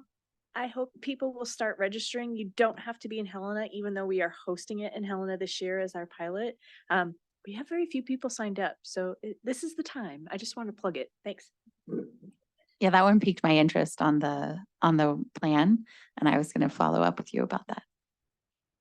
So I just wanted to make a comment. This is Erin. I think this is also good, not just from the state library staff standpoint, but if we can have these conversations across Montana with other librarians, it takes the pressure of joining one specific core service committee, and like maybe I don't feel like I'm a expert in this, but we did do this program and it was successful in our community. I think that might be a better model to actually engage more people to be a part of the process. That's great, Erin.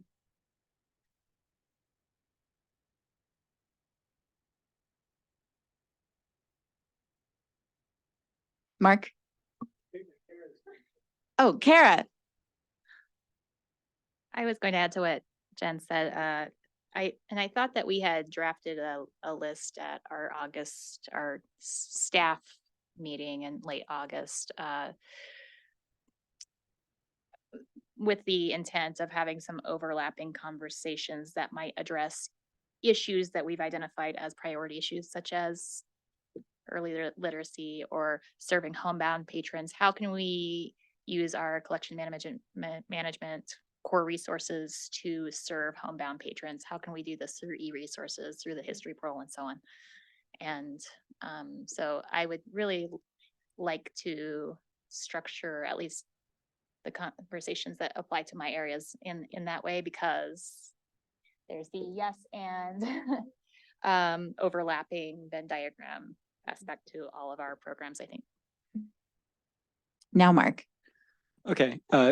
this is a little bit out there and might be kind of sort of beyond the scope, but I think it's important to just, I don't know, I just want to share this idea. But so, we're hearing these core services committees, we're hearing, state library staff are interacting with librarians, but we're not, and it's not designed to be hearing from the public necessarily, and that's fine.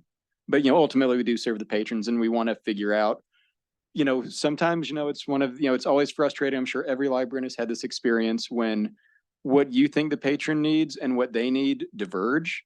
And you have to kind of have that conversation a few times before you line that up and you're able to meet their needs. And what I'm wondering is, so our library recently did a facility needs assessment that got us, we had 700 people complete a pretty in-depth survey.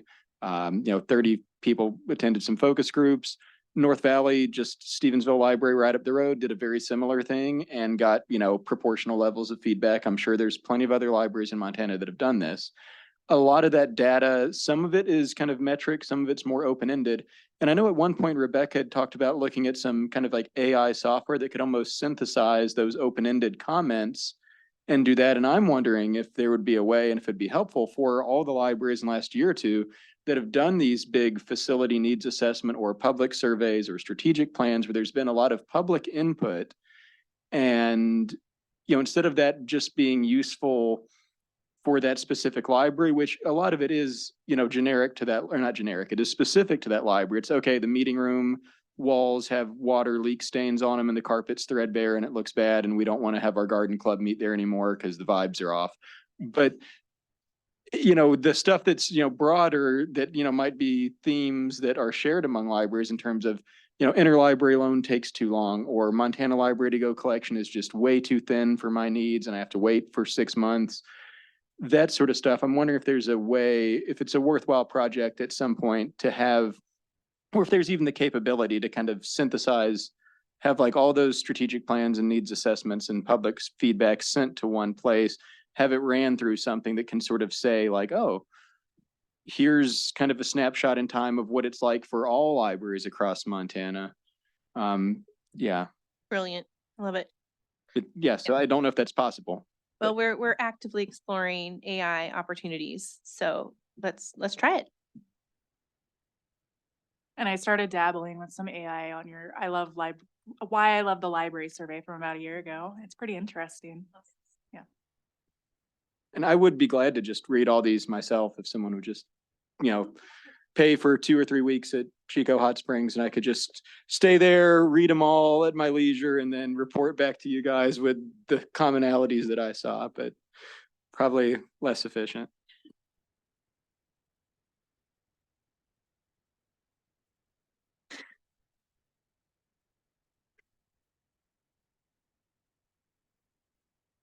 Any other conversation related to the core services conversations? I think just that in terms of prioritizing topics for that conversation or core services, it makes sense to really think about legislative asks, the budget planning process, and then how we can work with partners like the trust. So, I hope that there are infinite opportunities for us to continue these conversations in the future, but that's how I would probably advise staff to prioritize what we focus on for these conversations. Because I think what we'd be talking about in these conversations hopefully would help inform the next year. We clearly have a full task list for this current fiscal year. So yes, looking at what we could do next year, what we could be preparing to do for the next biennium. Yes, that would be wonderful. And I think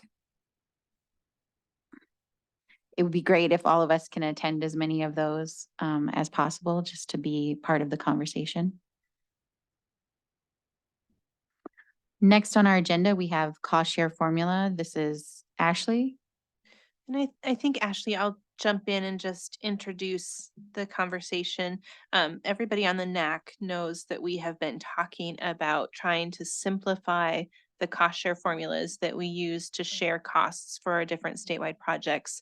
Currently, we have cost share formulas for the shared catalog, OCLC group services, and Montana Library to Go. And each of those cost share formulas uses different metrics to determine what a library's cost share is for participating in those. And that has led to some challenges in helping libraries to identify what their costs will be, thinking about preparing the budgets for the next fiscal year in time for libraries to then make budget requests in your local governments.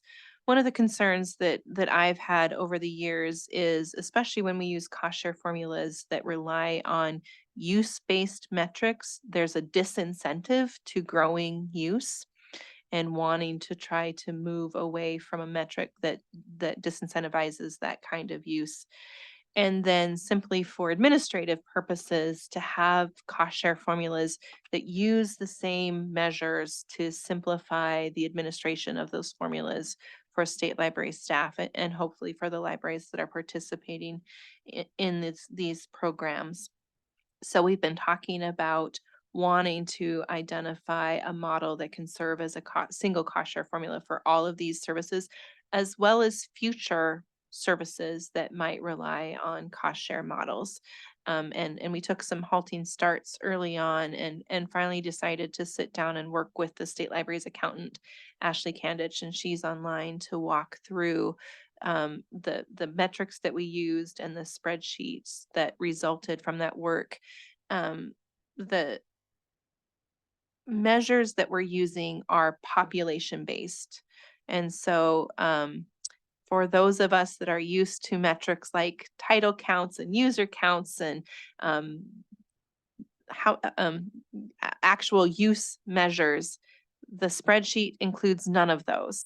So if you're seeing changes in your costs and thinking, well, I'm not using that services any more than what I was using, that's because this spreadsheet is not based on those metrics at all. And the memo describes how we came up with the population counts that we're using, that we base these formulas off of. For public libraries, we tried to align that with the population that we use for your per capita per square mile state aid, so that there's a direct tie there. The other thing I wanted to say about the cost share formula is that the costs haven't changed, and our use of the services hasn't changed. And so in no scenarios will the costs go down for everyone. That's not a goal, that's not an intent, that's not a measure that we could ever possibly achieve with this. And so I don't want us to necessarily be discouraged by that point. You know, I think the question that I have for the NAC is there continued merit in pursuing the goals of having a single cost share formula as we've identified or not? We can certainly continue with the cost share formulas that we currently have in place, understanding some of the challenges and barriers that they offer. We have a draft cost share formula that we've shared with all of you. I also emailed this information to all of the libraries whose costs would increase by more than 10%. And some of those people are here today to hear and be part of the conversation, because we want to be as open and transparent about what this process is as possible. Some libraries would see relatively dramatic cost decreases. And one of the proposals that we have is that we spread out the cost increases and the cost decreases over a period of time so as to hopefully minimize the disruption, especially for those libraries that are seeing relatively significant cost swings. So to be real clear, for a library that would on paper see a significant cost decrease, we would still charge them more than what they would be charged if we were just adopting this cost model outright. And we would put that additional cost to helping defray some of the significant cost increases that some libraries would see over a 5-year period until we would reach that point where libraries would be paying what is proposed under this new cost share model. I think the other big thing that jumped out at us in doing this work is how much we've relied on the big universities, MSU and to subsidize some of these costs. And we've been incredibly grateful for them and their continued commitment to support these services. And so I want to recognize that we continue to rely on them in what is proposed to take sort of a little bit larger share than they would if we were simply proposing that we use their student and faculty population counts as we are for some of the other academic libraries, in order to ensure that there's still more measure of affordability, especially for some of our smallest libraries of all types. Like I said, Ashley is online and she can answer questions about the actual metrics that we're using. We have looked at this numerous times as state library staff and feel like we know we can continue to tweak and tweak and tweak. But at some point, we need to put this in front of the library community and ask for your thoughts and feedback about whether or not we continue to feel like this effort is worthwhile, and if you think we're on the right track and where we're going with this. I have a chat from Carly. She says, thank you for notifying our libraries, Jenny. And could you explain in detail how it is that population would create more stability in pricing than before? I get the concept, but I don't understand how that will actually work out. I want to make sure I understand Carly's question, because it's not intended to create more stability in pricing. That, you know, we negotiate price of these contracts with our different vendors, and so it's not intended to create more consistency in pricing, but consistently in the measures then that we use to allocate those costs. She said library end user price. I think the idea is, when we're using usage statistics, we have to wait until a certain time to take a baseline of those numbers. Whereas population, while population does change, the population numbers used for state aid is more of a fixed number. And so it is easier to see that, and then know what it would be the next year and the next year. Exactly. Does that make sense, Carly?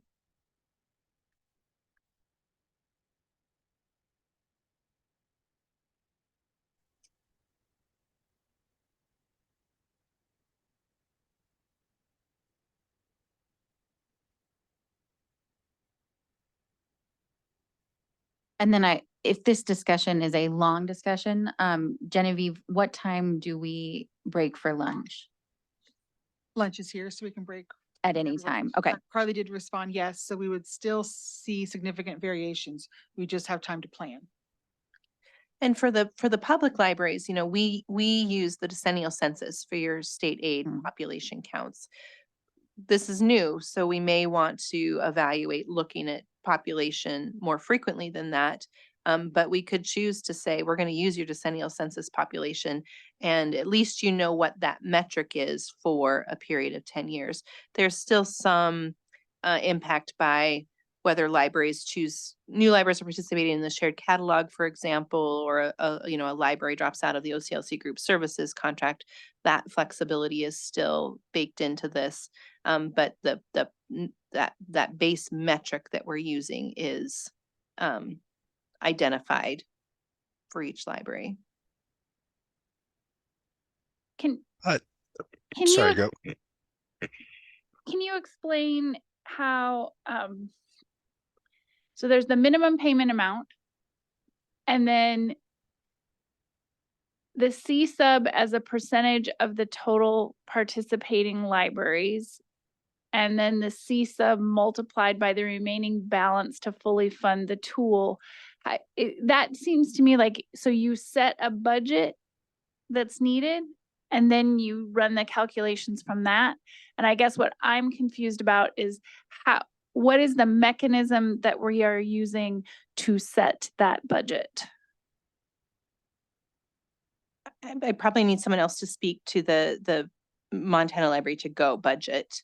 The other is the cost of the contract, and like for the shared catalog, for example, the cost that libraries are currently paying to help subsidize the cost of the staff. So I guess along those lines of like, and then at some point, enough new libraries have joined and we need to add staff. So how does that, when another staff person needs to be added, how does that impact how the formula is going to be set when we get a new contract? I mean, I'm not wanting to be anti this. I just trying to wrap my head around it. If we're trying not to have big swings, then 7 or 6 years from now, when we have to go back out again for the contract for Cersei or whomever, I'm unclear about how that's going to work. We need to plan for cost increases. You know, that we all know that that's just a matter of how we do business in our libraries. And so, you know, we could easily count or factor in, you know, a 3% cost increase, for example, into any of these services, and using these metrics, project out what those costs would look like. For the shared catalog, as you know, when we've started to identify the need for additional staff, then we've gone back to the libraries and demonstrated what those costs would be, and asked for feedback about whether or not we could move forward with that.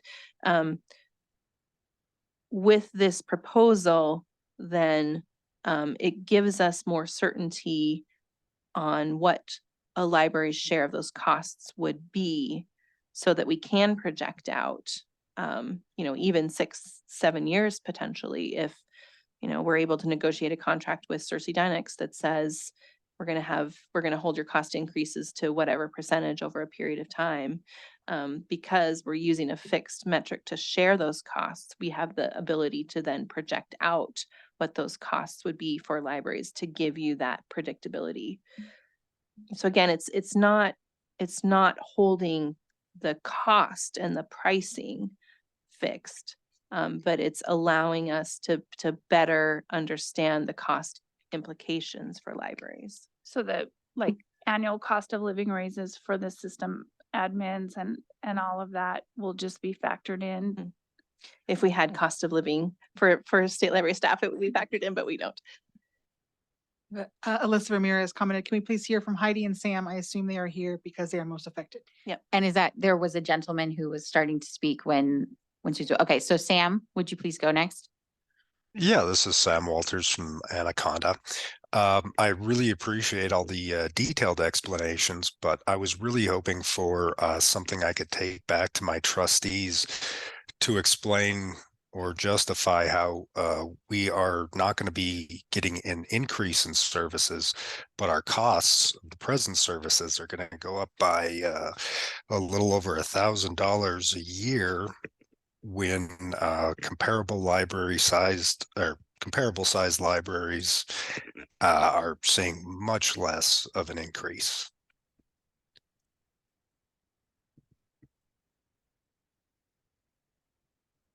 I think that's a fair question, Sam, and I don't have a great answer for you.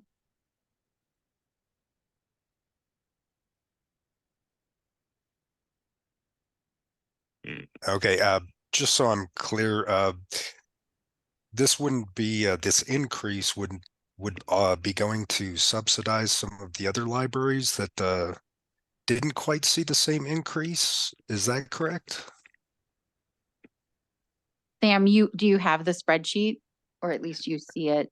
Yes, I've got it up. So I pulled up Hearst Free Library to look at it, and you guys you're seeing an increase of 17%. And so I think they're trying to play that out so that your increase from year to year, they're trying to help you so that it doesn't jump the full amount in that first year. so that it goes up incrementally. And I think what Jenny was getting at earlier is the libraries who actually will see a decrease in their payment will also not see that full decrease in that first year. It will decrease incrementally from year to year to try to make the jump easier for those libraries that will be paying more.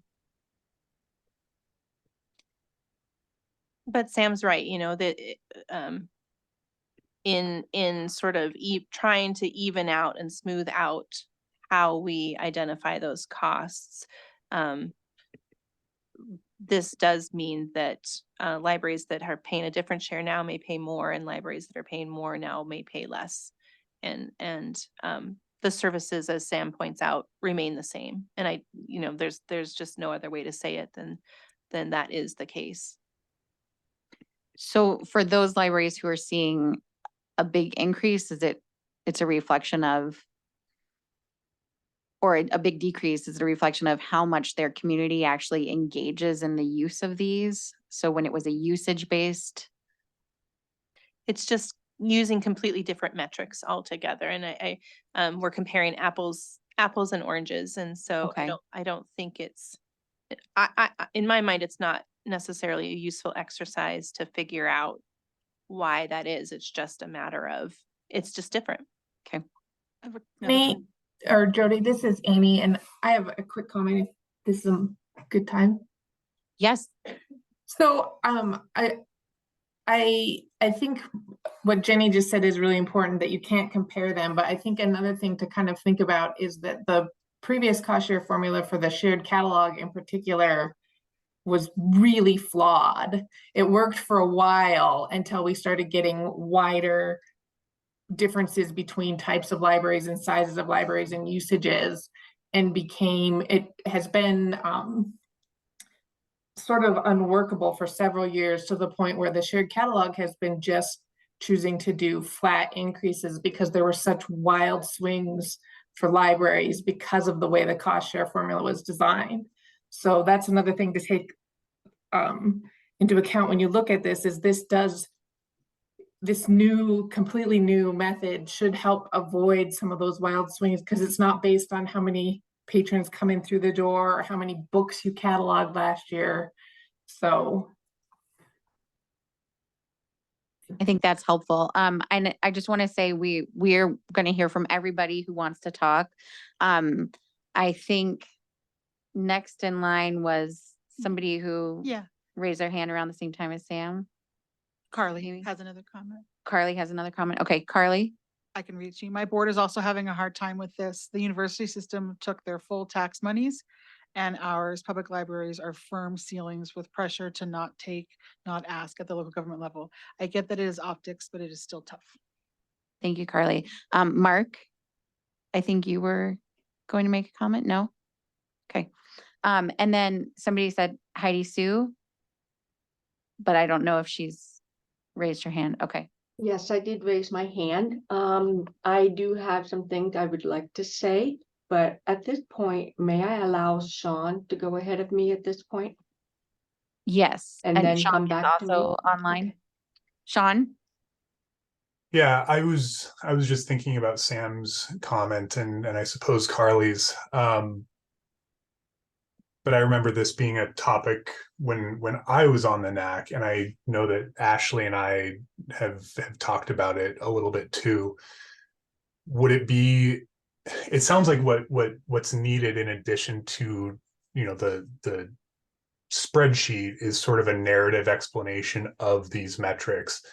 I don't know that recounting like the history of the cost share formula development would be super valuable, but just so that the libraries and stakeholders have something to take to their trustees, to take to their commissioners, to take to their whatever boards oversee their work, something that at least explains these changes. It explains the structure in a way that's more digestible than a spreadsheet. I speak spreadsheet pretty fluently, but I know not everybody does. And I wonder if that would be at least a place to start, if not be a good tool overall. And Sean, did you see the memo that came along with the spreadsheet? I suppose not.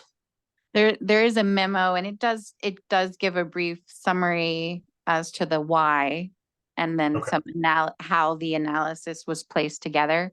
It perhaps is not as in depth as what you're thinking would be a good tool for our library boards to be able to see, but it does speak to a few of these things.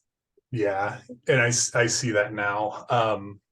And I guess I don't want to speak for Ashley, but Ashley and I do work closely enough together that I think that if we had some feedback from these participating libraries about the kinds of information that they need, what their communication needs are, Ashley and I can put our heads together and get something more detailed or less detailed, or otherwise in alignment with what the needs of the libraries are. Thank you, Sean. Heidi Sue, are you ready to speak? Yes, I am. Thank you. Thank you for these details. And I'm right there with Sam and Sean and everyone else.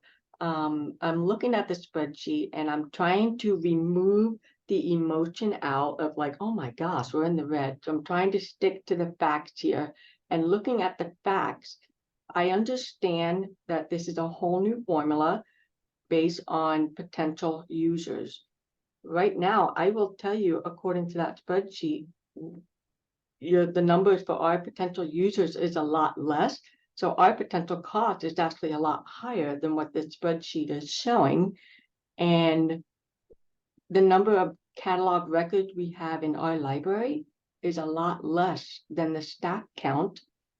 And so I'm looking at these, there's 34 of these 270 plus libraries who will have a significant increase, whereas approximately 80 of these libraries will have a decrease. And so I thought that was kind of an interesting twist to the information that's being shown here. I am hearing that there are no costs will go down, but I'm still not quite understanding. I mean, I see the numbers in parentheses, and it sounds like they're just paying less than that than what they had paid the year before. And I have added a spreadsheet called percentage change that I've been keeping from the very beginning of the Montana shared catalog. And every year I've happily calculated the percentage increase. And I have never historically seen a percentage change as high as what I'm looking at in this spreadsheet. And so now the other concern is we are held to 3% increases. How do I explain it to my constituent to provide the funds to pay for this? What's our cost benefit ratio, which is actually going to be not promising? And if we're at the point where we cannot be a participant anymore, does that change all the other library charges? And so that's where I'm struggling with this spreadsheet. And so those are all my comments. That's a whole lot. I know it's a word, a lot there. All of these funds, as they're calculated, does it come out significantly more than what we are invoiced for every year? And is there an amount that's carried over in the following years that could be reallocated? I think the answer to that question is no, if I understand your question correctly. We collect enough money to pay for the costs. For the shared catalog, there is a proprietary account, and I think we keep a certain amount of working days capital in that account, but that's it. And so I'm like everyone else who has to show these numbers, why it's so much higher, and how to communicate that, how to persuade, put the fund for these resources that were traditionally such a small percentage increase for the last several decades.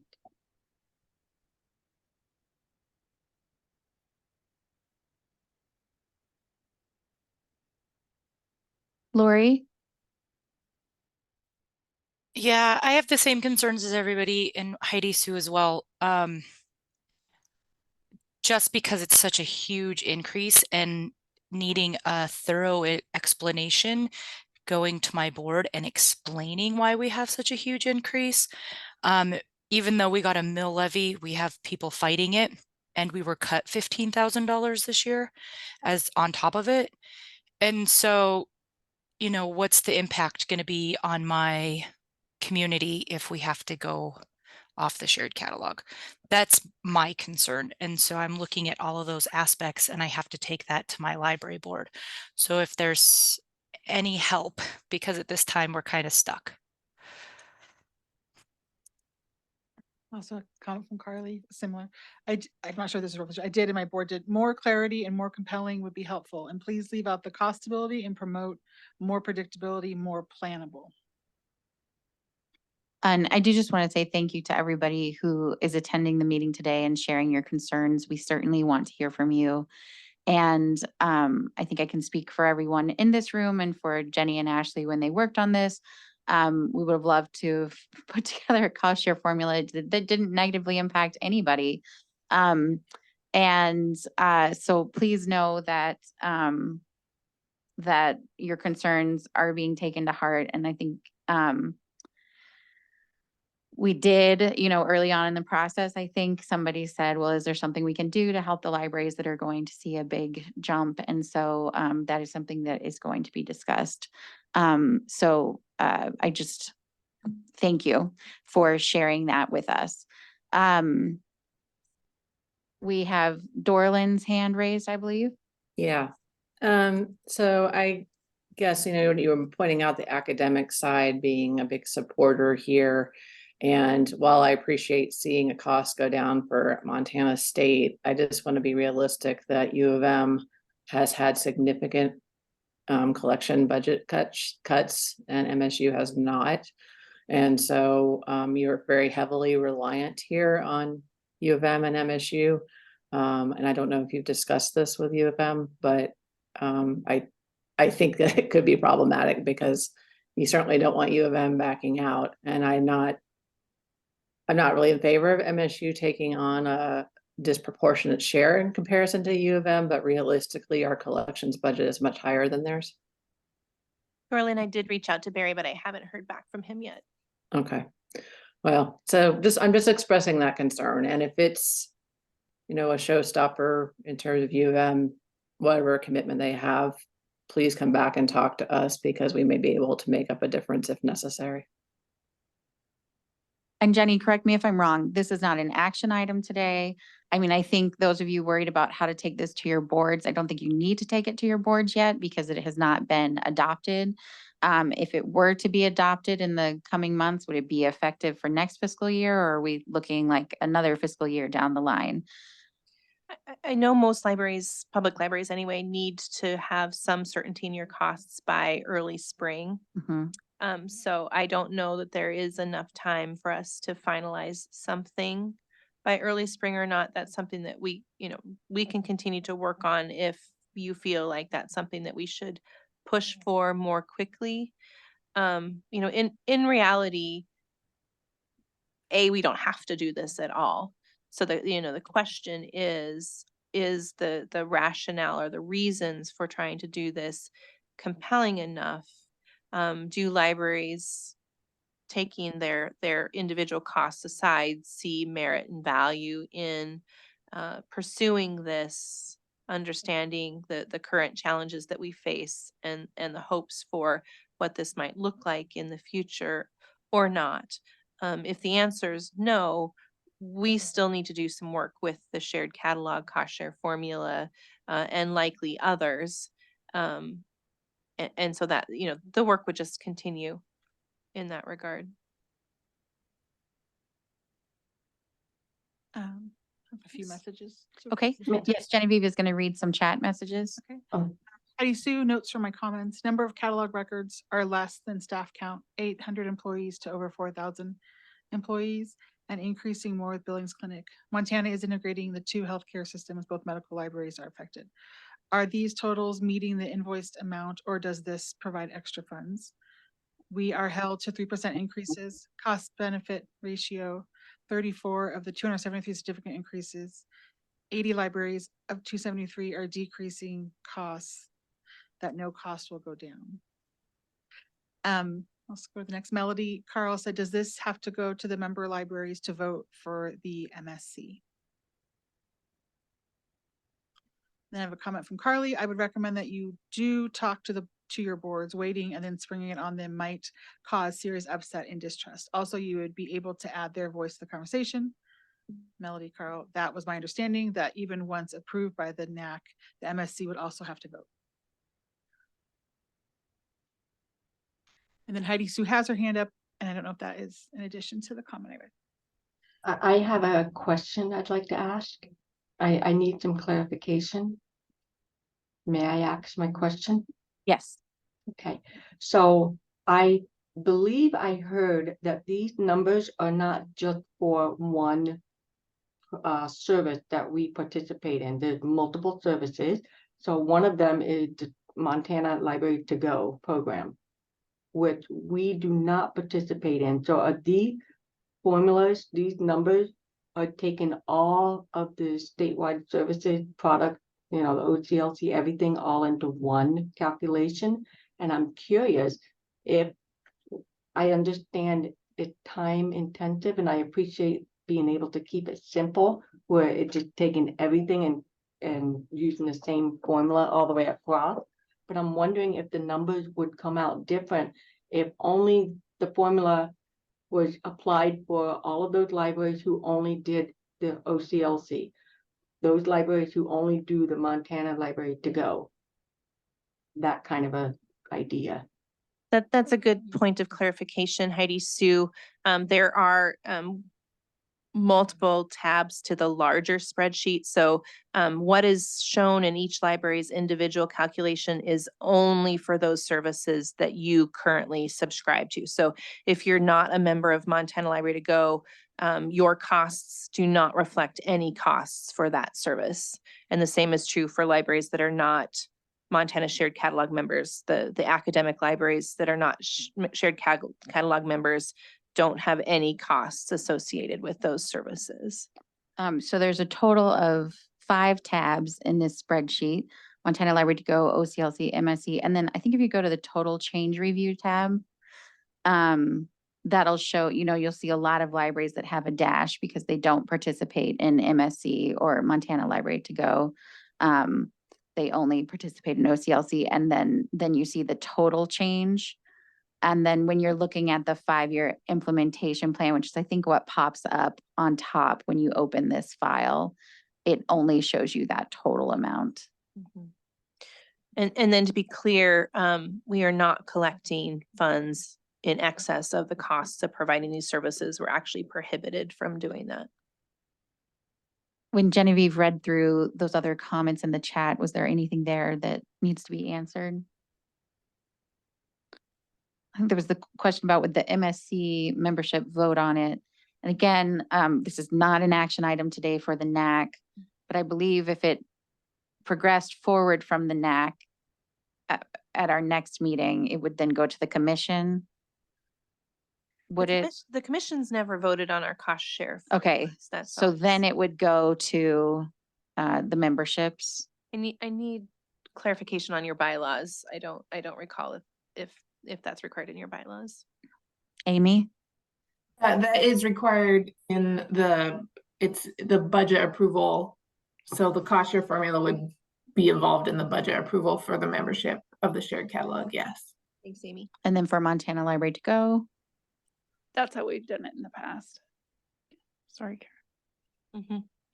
And I guess I would just like to make a comment, and I feel like this is super painful, but what it reminds me of is a quote that my dad used to say is like, the best time to plant a tree was 50 years ago, and the second best time is today. He doesn't sound like that, but I feel like what's happening here is that these formulas haven't worked for a long time. And we keep playing around with them and playing around with them.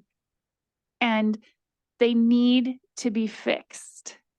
And as painful as it is, the longer we push off trying to get a formula that is sustainable and will get things moving, the more painful it's going to be. And so I need to do a lot of digging in on this, and I'm not sure that this is the answer, but we need an answer. And so I would just say that I really hope that we don't kick the can down the road and say we're just going to continue to limp along with, like, literally the Montana Library to Go cost share formula is based on how many checkouts you had in 2017 times 30 cents a checkout plus the percentage of increase that we have had each year. I mean, it doesn't make any sense. It's not fair, and it completely needs to be redone. And if that means that we have to really adjust who's paying for what, I think we need to pull the Band-Aid off. Thank you, Susie. Kara, did you have a comment? Well, I think Susie already addressed the question about the membership needing to vote on the budget and the cost formula.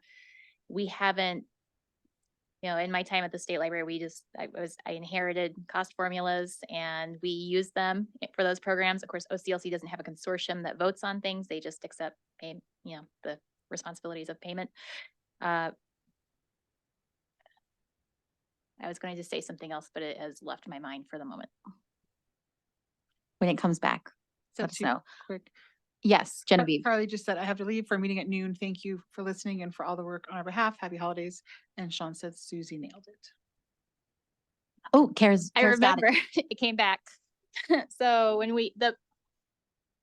we, as Susie talked about how kind of convoluted the current cost structure is for Montana Library to Go and for the other programs. And so when we have somebody coming in new, we are relying on this sort of legacy construct that doesn't really make sense for new libraries. And I think that makes it more difficult for them to sell that to their decision makers. And so that would be one benefit of having a regularly refreshed formula.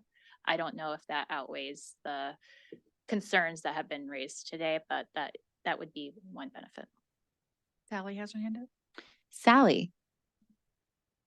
Hello, everyone. I'm at Billings Clinic, and I was just curious. I'm not very clear on what the old formula was. So I feel like if someone could speak to that a little bit, and maybe if I could use that in my explanation to my administrators, that might make a little sense. Sally, which service are you referencing? Do you receive multiple of these? OCLC specifically? Yeah. Yeah. Kara will answer this question as best she can. So historically, meaning prior to 2017 or so,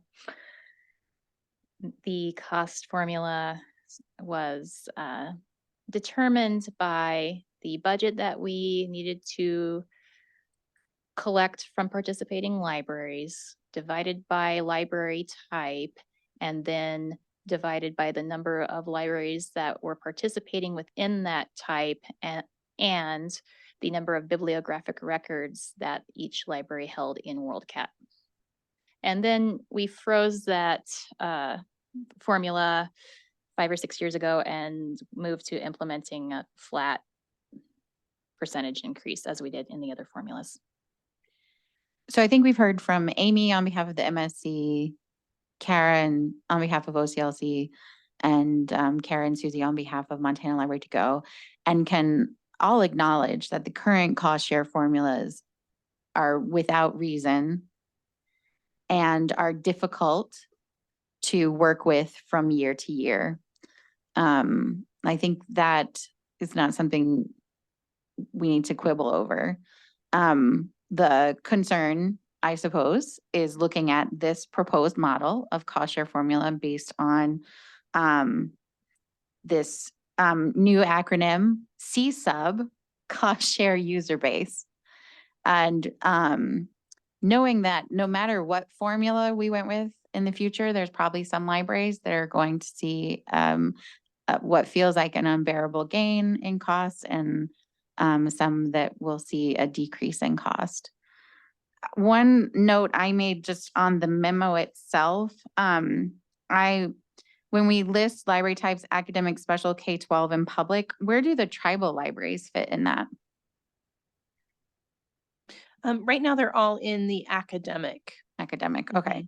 And then we have a little breakdown of how that cost share user base is formulated for each of those types. And I wondered if it's worth having a separate bullet or at least a note for those school community libraries. It seemed like quite a few of them popped up on the list of libraries with the red increase. And because they have both a population base and a student base, was that taken into account? I might need Ashley to respond about the school community libraries. I think, correct me if I'm wrong, we use the per capita per square mile population base because they do receive state aid, but I could be wrong on that. I think they were all under Mhm. public when Yep. you look at the spreadsheet. Yep. So, but I think it could just be worth clarifying that in the cases of school community libraries, the metric used was service area population. Okay, this is Ashley, and I apologize. I am not as fluent in the library lingo, but a school community library, could you give me an example of a library that would fall under that? Roundup, Drummond, Okay, Manhattan. Yep. County. So they have been included in the public library sector. That's how they're defined in the state aid calculation. And we felt that that was the most fair because they get their funding based on that figure. And so it made sense to also include their expenses at the same service area population figure. Thank you. And then just Sam early on commented something about, that he's seeing this increase that libraries of a similar size are not seeing, which must be so frustrating to see. But I do believe, please correct me if I'm wrong, that if Sam were to look at other libraries of the same service area population as his, that their costs would be similar. Yes, I do For believe some so. reason, some of those other libraries were already paying more. Okay. Aaron.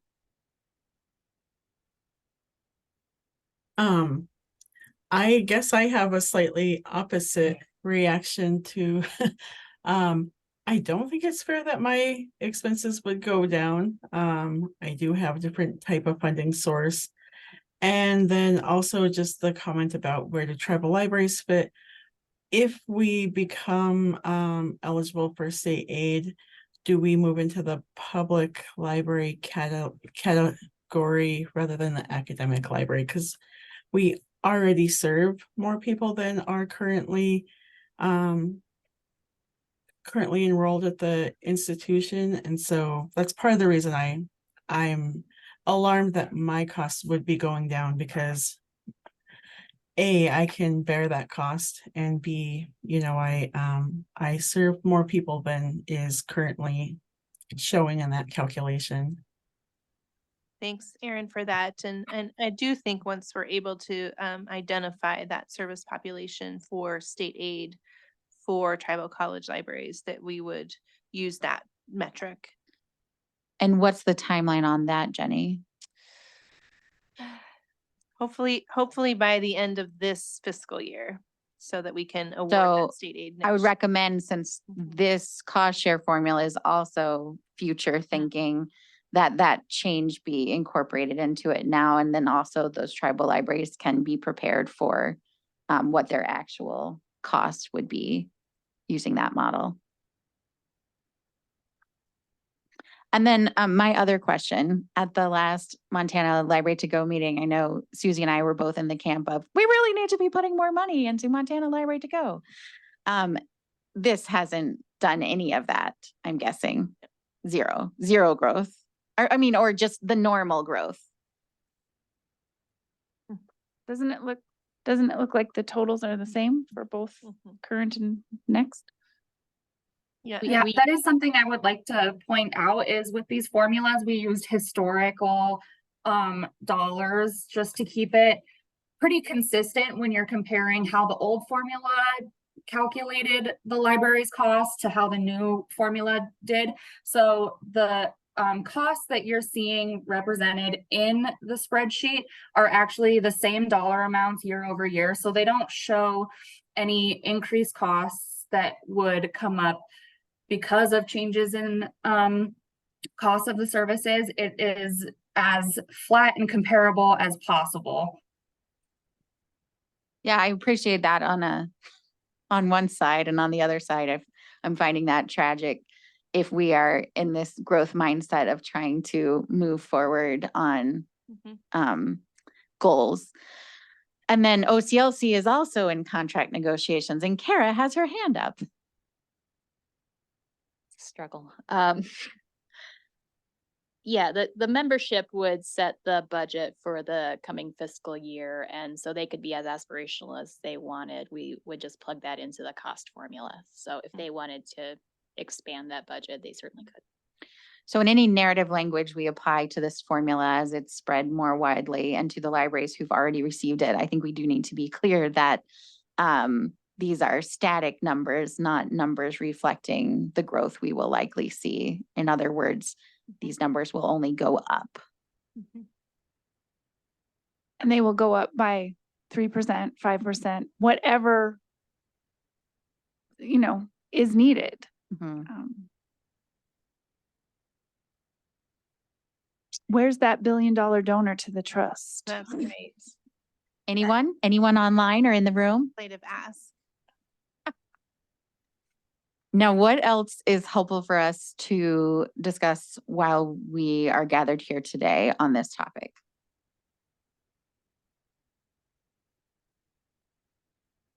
So I just want to make sure that I understand. It seems to me that you want us to resolve the tribal college library question, which I have it on my calendar next week to contact the impacted libraries to come up with a recommendation for a change to administrative rules. With that, we wouldn't really be able to take action until, my hope is that by spring, we would update the administrative rules. So to me, that means that you're probably delaying this cost share formula one more year, but perhaps that would be a really great time to talk about what's broken with the current formulas. And that might help Sam and Heidi Sue and others be able to explain why we're shifting the entire way of calculating the cost. It's just a suggestion. Thank you, Tracy. I think, at my core, I don't have an endless budget in my library by any means, but I have known deeply over the years what a banging deal my library gets on these incredible services, thanks to these statewide consortiums. And so I really feel for libraries looking at an unbearable increase and having to consider removing themselves from services. But I think what our trustees need to understand, or whoever is making those funding decisions, is there's no alternate that's cheaper, that gives you the same value. And so when I look at this, when I step outside of an individual library and I'm just looking at the big picture, to me, this does seem like a cost share user-based formula seems like a fair and appropriate metric. And the cost that each library is incurring is incredibly reasonable considering how much these services would cost if we were individually contracting them. And as one of the newest large libraries to be added to the MSC, before we joined the MSC, we were spending more just in our CERC contract. Plus we had to have a server on site. Plus our IT person spent, a third of her time working on MSC stuff. And every time the power went out, it was a nightmare. and we were taking home backup tapes in people's purses. And so even though I'm not, thrilled to see my 72% increase, I still think it's a screaming deal.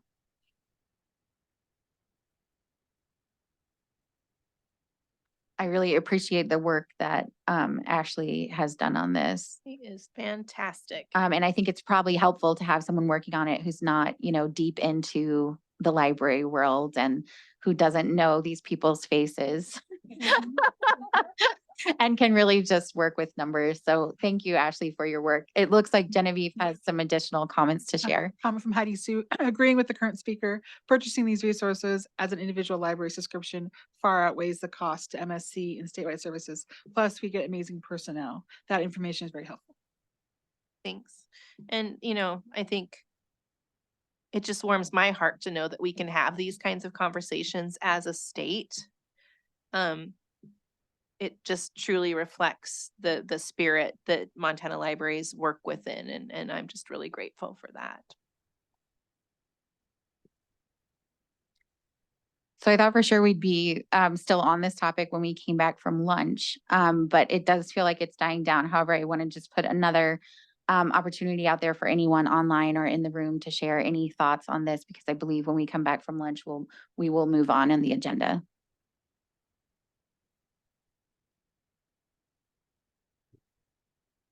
This is Ashley, and I did just want to thank everybody for their input and their perspective on this. It really helps me to understand, these different perspectives when I'm making this formula and tweaking these numbers to just have a better understanding of, the impact. So I just really wanted to thank everybody for their input today and their comments. It's very helpful and educational for me, and I am excited to talk with you about anything that we come up with in the future, and hopefully finding something that is going to work as good for everybody for the value of the services that you're getting. Thank you, Ashley. And with that, I think we will break for lunch unless Genevieve, there's anybody else with a hand up? Okay. All right. Let's see. The time is 12:19. So we reconvene at 1.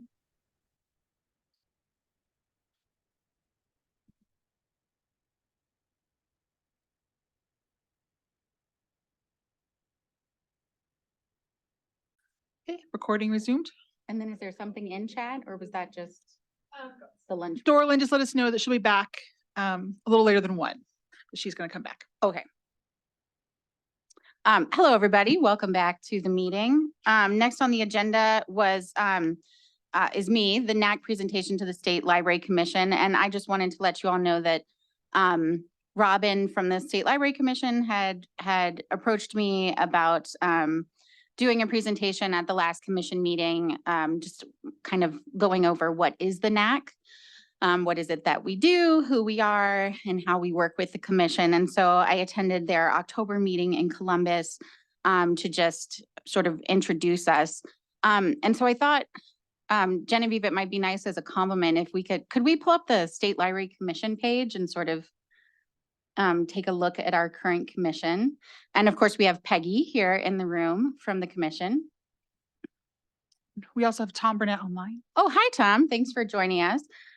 So I think if we look at members, there might even be photos of most of them. So our current commission is Peggy, Elsie, Tom, Carmen, Tammy, and Brian is our higher education appointee. He's the newest commissioner, and then Robin, who is the chair of the commission. And so I don't really have a report to give you on meeting with them, but they were interested in the work we were doing on this cost share formula that seems to elicit some questions and interest. And let's see, they were interested in knowing who we were, sort of where we were from, and what our backgrounds were. Peggy, did you have anything from the commission that you would like us to know about?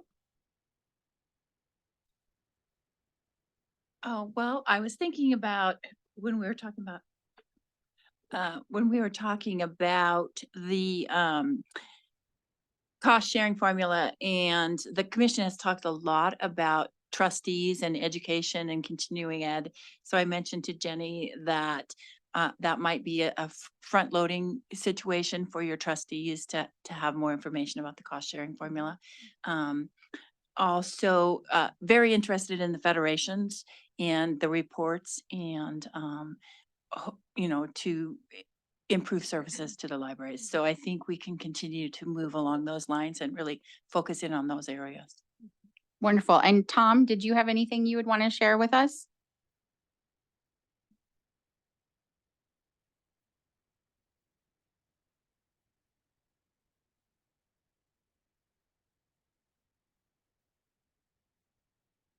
I'm gonna guess either he's not currently online or isn't able to share. And so my hope is that we can have a nice working relationship between the NAC and the State Library Commission. I think that's beneficial to all of us. And so I will continue to try to make myself available to the commission when appropriate and when possible.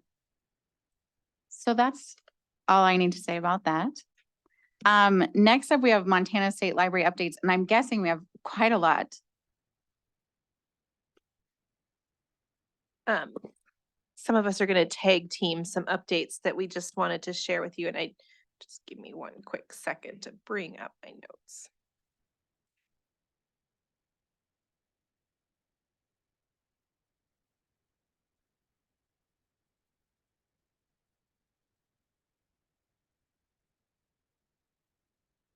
So there were a number of kind of topics that we wanted to make sure that we followed up with you on, some of which was based on discussions that we had over the summer. I'm going to ask Tracy to talk a little bit more about her work and efforts with local governments and Pam's experience at the League of Cities and Towns attendance. And Tracy's also going to update us on where we are in the process of continuing to invest in digital equity kinds of activities and services. A couple of things that I wanted to update you on. First is the progress that we're making with the Public Library Standards Administrative Rules update. The commission did take action at their October meeting to move forward draft administrative rules for consideration, and the commission will consider final action on those rules at their December 6th meeting. Most of their actions aligned with the recommendations of the Public Library Standards Task Force. Some of the administrative rules updates, as you know, just make changes to the administrative rules to align rules language with the legislation that was passed specifically to include the tribal college libraries in the public library standards process. There's also an effort to revise the rules. The current public library standard requires libraries to demonstrate year over year budget increases to support their libraries. And we realized that that largely was an impractical and probably unattainable standard for a lot of libraries. And so we went back to the intent behind the conversation of when that standard was revised back in 2021. And really the intent is that libraries understand what the financial resources are that they need to support their libraries, and that the libraries and the boards are communicating that information to their local governments and funders to make sure that they're doing what they can to try to secure that funding in the future. And so we've revised the language of those rules to demonstrate that intent in a way that we think is still meeting the intent, but also more attainable. The commission did propose a draft administrative rule that would eliminate the requirement for the libraries that serve more than 25,000 people to hire directors with the Masters of Library Science degree.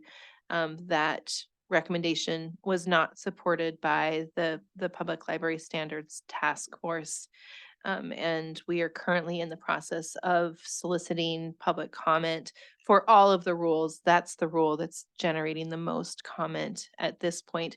We're required to request public comment through the administrative rules process. So the 30-day public comment period opened on November 3rd and will conclude at noon on December 1st. And the State Library Commission is holding a public hearing on the administrative rules updates. That public hearing will be December 1st at 1 p.m. That will be available via Zoom. I think it's appropriate if the NAC, as a body that advises the commission, has feedback on those administrative rules, that the NAC provide that kind of feedback. The one administrative rule change that is not currently moving forward is the administrative rule that we talked about earlier. The one that would revise the formula for distribution of state aid funding to include the tribal college libraries. We've looked at a number of ways to distribute those funds based on different kinds of population scenarios. And then explored the idea of using sort of the current population measures for those counties that have tribal college libraries and working between those entities to develop local agreements. But with feedback from our attorney, it doesn't seem like that the idea of allowing that distribution to be up to the local communities meets the intent of having an administrative rule that's similarly applied to all those entities. So we still need to roll up our sleeves and try to figure out a better solution for distributing funds to those communities that have the tribal college libraries. That work we hope to have concluded by the end of this fiscal year, so that when we have the state aid to distribute next year, those tribal college libraries that meet the standards and are eligible would be able to receive funding. So we still have time to accomplish that work, but it's fairly complex in what that looks like. Any questions about the public library standards administrative rules process? When you said you'd be interested in NAC feedback for the commission, is that something we should be discussing today? Sure. Right now or after the conclusion of the report? Your preferences, Chair. Everyone seems a bit sluggish still post lunch, so let's have the remainder of the report and then we'll do that. That sounds good. The other point that I wanted to update you on was just about the work of the Federation Task Force and their evaluation. As Peggy said, the commission is very interested in the work of federations. We had really, really great reports from the Federation coordinators at the October meeting, and commissioners expressed a lot of positive support for continuing to support the federations and the important work that they do to support networking, resource sharing, and especially the education training for library trustees. One of the things that will be on the December meeting is revisiting the request for additional funding for the federations. So that's another topic I think the NAC might want to weigh in on. In June, there was a request from the Federation Task Force to budget $4,000 for each of the federations to do more in the way of collaborative projects and resource sharing. And so the commission, at the request of Chair Scribner, is going to revisit that decision. And then we will look for further guidance from the commission on whether or not they want to continue to evaluate the overall federation structure.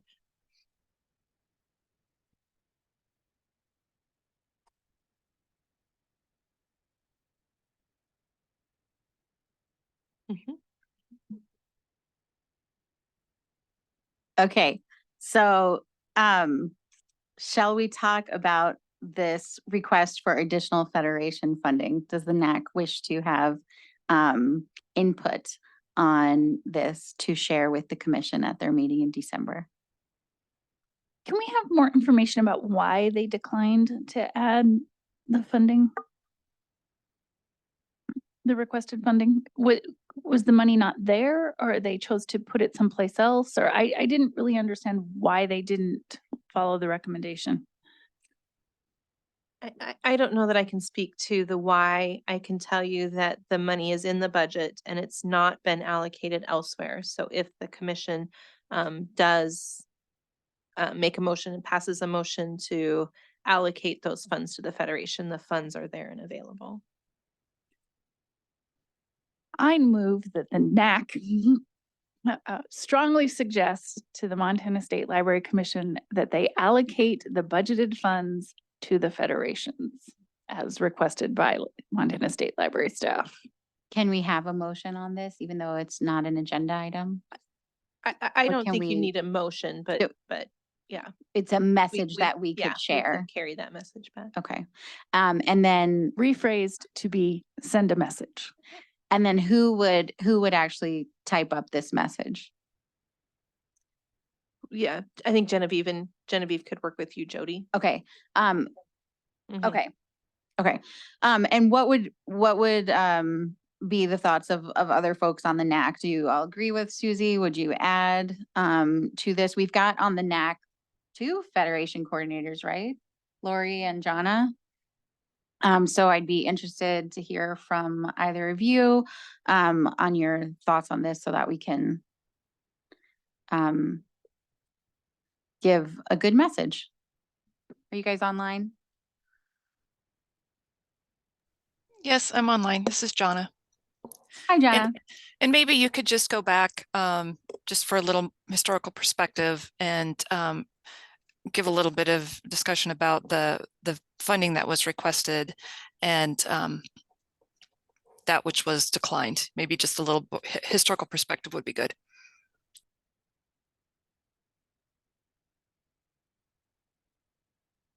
So when the Federation Task Force met last year and they talked about the Federation structure and what they needed, we visited every Federation and talked about kind of pros, cons, what value you get out of it. And one of the key messages that came out of it was 2 of the Federations can afford, because they are the largest, the formula for funding is based on population, and then there's a small amount that is split evenly between the 6 federations. So the large federations get more funding, and as a result of that, they can afford to offer, they call them annual retreats, but really what they are is it's basically continuing education and a business meeting. And it happens usually starting at noon one day and ending at noon the next day. And what those 2 federations reported was that process was very beneficial for board members because the board members could meet other trustees. And it was also very beneficial for the directors. It was a smaller, more regional setting where people could come together, work out their problems and challenges, and basically get to know their neighbors in the library world. And there were a couple of other federations who really wanted to try that model, but did not have enough funding just because they have smaller populations. And then so those federations were kind of lobbying for some additional funding that could go towards that purpose of bringing together all the federation members in that overnight kind of setting with dedicated continuing education and time for networking and connection. As the group talked, though, they were like, it seems unfair to ask for that funding and not give something to the 2 federations that already have an annual retreat. Plus, Golden Plains is quite small. It only has 5 public libraries, and so a retreat might not make sense for them. And so that was when the idea of some kind of collaborative project was born. And I know Tamarack talked about perhaps doing something with shared licensing of some electronic resources with the funding, if that was possible, or trying to address some of the tech support issues that they've seen. Looking to Mark to see if he remembers that. Do you remember what else Tamarack talked about doing? Yeah, that seemed to be the most, I think it was a shared movie license. So, it's kind of an idea of, it's kind of cost prohibitive for individual libraries, but if they, were able to buy in and then they could screen movies at the library for, children and family nights or just sort of basic programming outreach. That was the one that I remember had the most traction. That's me too. There might have been one about website updates. People kind of feel like that's something they have a struggle with. But anyway, as a result of that, the Federation Task Force suggested, let's just ask for $4,000 for each federation to be used either for this idea of bringing people together or some kind of collaborative project. And it could be whatever. I think in Pathfinder, they actually talked about doing book club kits. So that is what we took to the commission to ask for the additional 24,000 in funding. Did I get everything, Jonna? And you took that to the commission, was it summertime? Is it June? June. Yeah. And it failed at that time. Yes. But since then, it at least has, for Robin, remained something that she thinks should be revisited. That's correct. That's correct. And that I know at that meeting in October, they had just received the reports from the Federation coordinators, so it must have been sort of fresh on their minds. Okay. Yes. Does everybody support the idea of a memo or letter coming from the NAC to the commission recommending that they do allot $4,000 per federation? Okay, heads nodding in the room online. Does that sound good? Yes, this is Jonna. Yes, I agree. Thank you. This is Alyssa. Yes, I agree too. Thank you, Alyssa. And I Lori. agree. Okay, all right. So perhaps I'll work on something and then I can share that with the NAC. We can email it to you all individually. That way you can know what it looks like before. Before it goes. Okay. All right, that's the plan. Well, since we had the Federation conversation, do you want to now have the public library standards conversation? Can we do it? Okay. My impression in the various public feedback that I read and in the comments given during the meeting and amongst the commissioners sitting at the table, it feels to me like this is the question of whether library directors serving populations higher than 25,000 should have a master's degree or equivalent, master's degree in library science or equivalent, does seem to fall like generally speaking, librarians seem to be in favor of it. People coming from even smaller libraries with or without a master's seem to be in favor of this. But obviously there are a larger number of people sitting at the commission table who think that this should be a decision made locally. And so having it as part of the standards is harmful because it takes away that local control for the 7 or 8 libraries who are 25,000 or higher. And I also have observed that this can be an emotional conversation for people as well. And so with that in mind, is this something that the Network Advisory Council would like to vocalize and officially endorse or otherwise comment to the commission? Mark. I don't know the answer to that question, but just to talk about it, I think, I've reflected on it a lot. I was on the Public Library Standards Task Force in 2019 when it started. I'm a director at the smallest library that has to require a director to have an MLS. I've worked with plenty of colleagues that have them, plenty that don't. I've served on various statewide committees over the years. And I think that, I think the perspective that they might be lacking when making this decision, and I understand the idea of local control, and it truly, I don't think is catastrophic for one library of that size to not have a director with an MLS. It's not going to ruin that. But what I really have learned to appreciate is having those directors with those credentials and that background.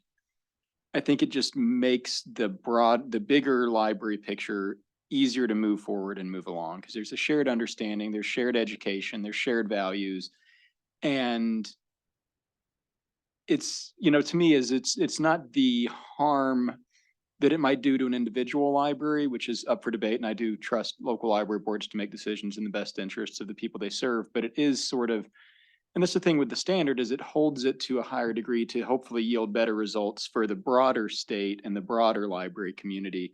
And I just worry that not doing that, you know, the possibility for it to have negative impacts on the local level, you know, whatever, that's going to vary from library to library. But to erode that on the greater level is where I see the most kind of trouble happening when you're trying to have people, you know, working together and moving things forward. And you're just not all kind of starting from that same basic place at that level of librarianship. But that's the thing that's just stuck out. I've thought about this a lot, and that's the thing that's really stuck out to me the most, that I can sort of put my finger on, of why it's sort of the potential pitfalls I see, you know, truly like years down the road, is just, you know, it having the capacity to kind of, yeah, just limit the way for those library directors to, yeah, work together on statewide projects and contribute and feel, you know, I don't know. Yeah. Go ahead. I was just going to say, this is Lori and Dylan, and I agree with that. I agree that our larger libraries, there's just more that comes with a larger library than some of our smaller libraries. I'm not saying that we don't all have a lot on our plate and that we all don't do roughly the same thing, but there's more staff, there's just a broader spectrum of some things that they have to deal with, especially with funding and things like that. And I think that having a master's degree is important for the larger libraries. Thank you, Lori. I understand Alyssa has her hand raised. Yeah, I do. I have a lot of feelings about this standard that's being in question. And I think that there definitely should be some sort of sliding, or like some sort of equivalent that should be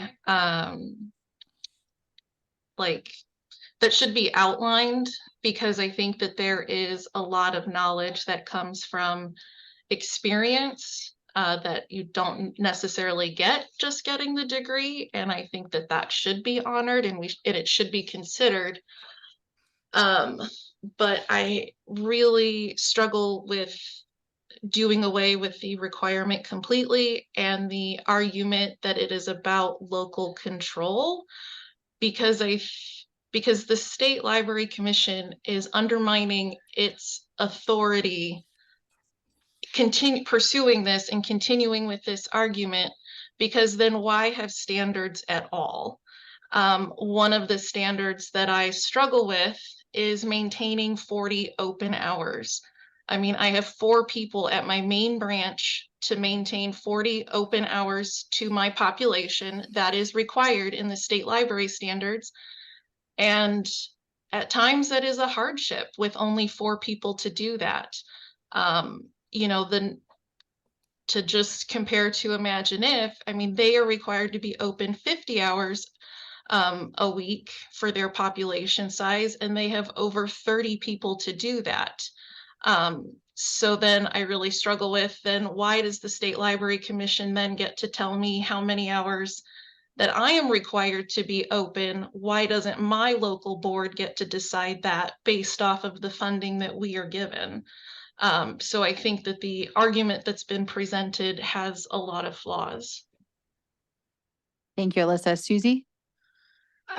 The public library standards were extremely important to the Great Falls Public Library in our levy efforts, because we were able to say the library community has set these as the minimum standards of what libraries should do. And if we do not have the funding to be open the 50 hours to do these different things, then that is like an actual measurement that we can say we are not providing an adequate level of service to our community. And this is a very slippery slope. I think that the libraries have local control. The purpose of a standard is to say, you know, and it's tied to the money that the state gives out. So this, you can have whatever local control you want, but if you want the state money, you have to meet this standard. And that is a very typical thing to do. And I have very big concerns about us watering it down. It is not that you have to have an MLS period. It is that you have an MLS or equivalent. I believe one of the directors that has that meets the standards does Gavin have an MLS, or it's just an equivalent? Oh, he has an MLS. I thought he had something else. And there's a hardship. Like, you can petition to say why you can't meet it this year and what your plans are to meet it next year. So I just don't see any reason for this change. And quite frankly, I'm also really concerned not just about the change, but about the process.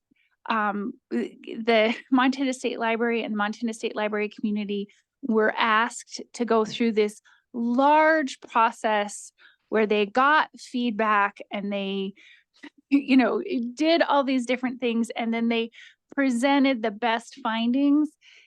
And you know, that was just ignored. And so as a member of the Network Advisory Council, I'm, you know, like, we put in a lot of work and we do a lot of stuff. And of course, they don't have to rubber stamp what we do, but if they are not going to follow our recommendations, I feel like we need better understanding of why they wouldn't. And so I really strongly feel that we should send a message that we would like for them to reconsider this action. Aaron. Okay. I think even within this meeting, I feel like there's often a struggle to know, I mean, we talk about finding our public libraries, and one of the struggles is that the commissioners of the county or the city, whoever the governing officials are, don't quite understand what the library needs are to begin with to even provide funding. So local control seems really worrisome because I feel like libraries aren't really on their radar to begin with.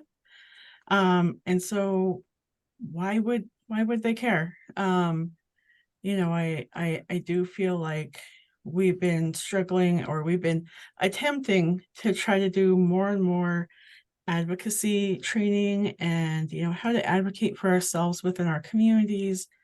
But it still feels like we're constantly trying to figure that piece out. So to me, local control is concerning just because libraries don't ever really seem like they're on anybody's radar. So, I mean, how does this become political? I guess that's my biggest concern is just showing the consistent work needed to make sure that the county or city officials understand the needs of a library. You know, and I know that there's the library board should be helping with that. But it doesn't really seem like in Montana we have a really smooth process for that from community to community.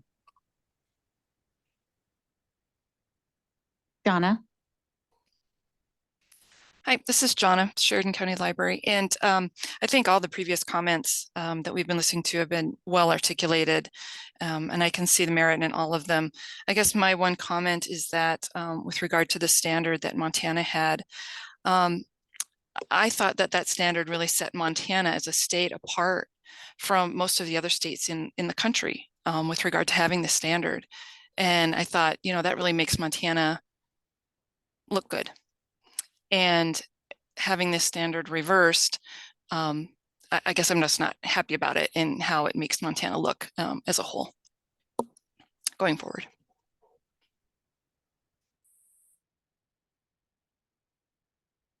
Thank you, everyone. I will just add, sitting in the room at the commission meeting, it was kind of clear the direction that it was going in. I had refrained from sharing a comment because I was still going to give my presentation and I wanted it to be a positive.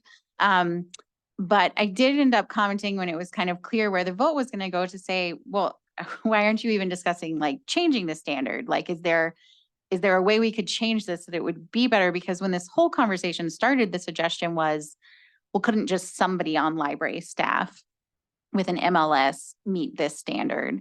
And so it was interesting to watch it go from that to then the discussion in the room being, well, frankly, a lot of library directors of large libraries would be more benefited from having a master's in business administration or public, whatever else the masters would be.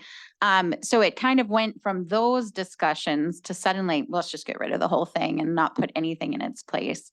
I find that very interesting. And then, of course, it's incredibly demoralizing that there was a seated task force that had a recommendation that was just ignored. And there was public comment that day and also all the comments that had been submitted that were largely in favor of retaining the standard. My one concern with us presenting something on this is if it's not going to change and if it's not going to have an impact on the decision, will that negatively affect our working relationship with the commission? And that's not a reason to sit back and not say anything, but it is a concern lingering in the back of my mind.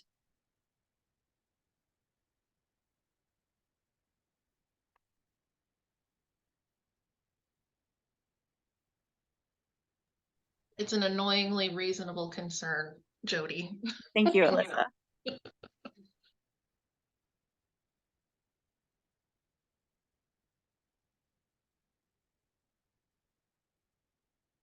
As a commissioner, I can't answer that because I was one of the two that voted to keep this down. Yes, you were. So I can't answer for the others. And I've been racking my brain on how to, looking at the public comics and stuff, but I don't know what will turn it around. So I'm not much hope.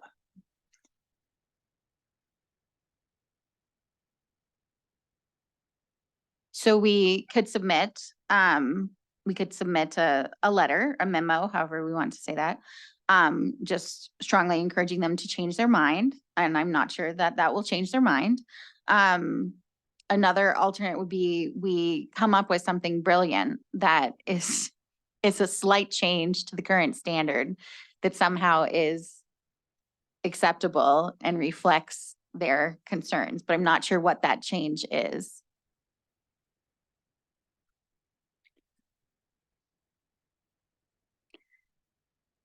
Local control, that was ultimately what was being used as the, but at least what was being stated aloud. Well, but the reason is that Imagine If lost their funding.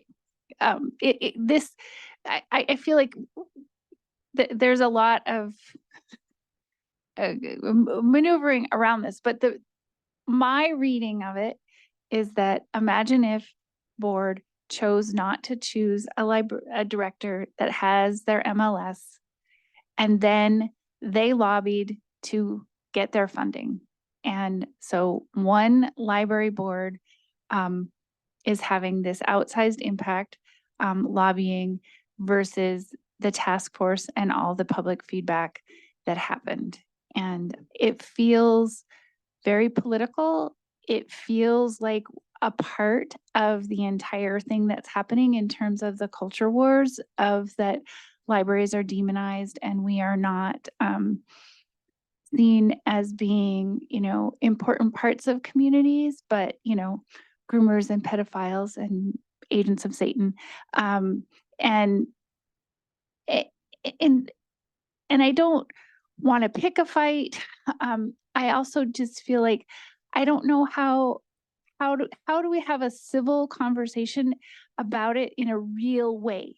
In it, like when we're talking past each other and we're not saying the quiet parts out loud and we're not really saying what's happening, like, are we ever going to have a fruitful discussion? And maybe, clearly talks too much. Got that. That's true. But I also just feel like, just honestly, let's just be honest about what's going on. This was a lobbying effort by some people with a lot of power in the Flathead Valley. But I do think again that what they originally lobbied for was, can't we get the funding because we have other people on staff with MLS? Like at the outset, this wasn't even questioning whether somebody on staff at a large library should have an MLS.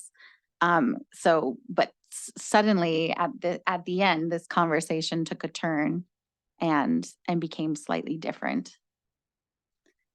Mark. I still don't know where I stand on if it, is best to kind of, ask them to do something that we probably know they're not going to do and risk, impacting our relationship moving forward. I do think this is really important though, and should be, addressed, is I think where I've probably come down. But I'm wondering if, what I think would be the best outcome would be, the public library standards are reviewed in their entirety every, 10 years is usually what we aim for.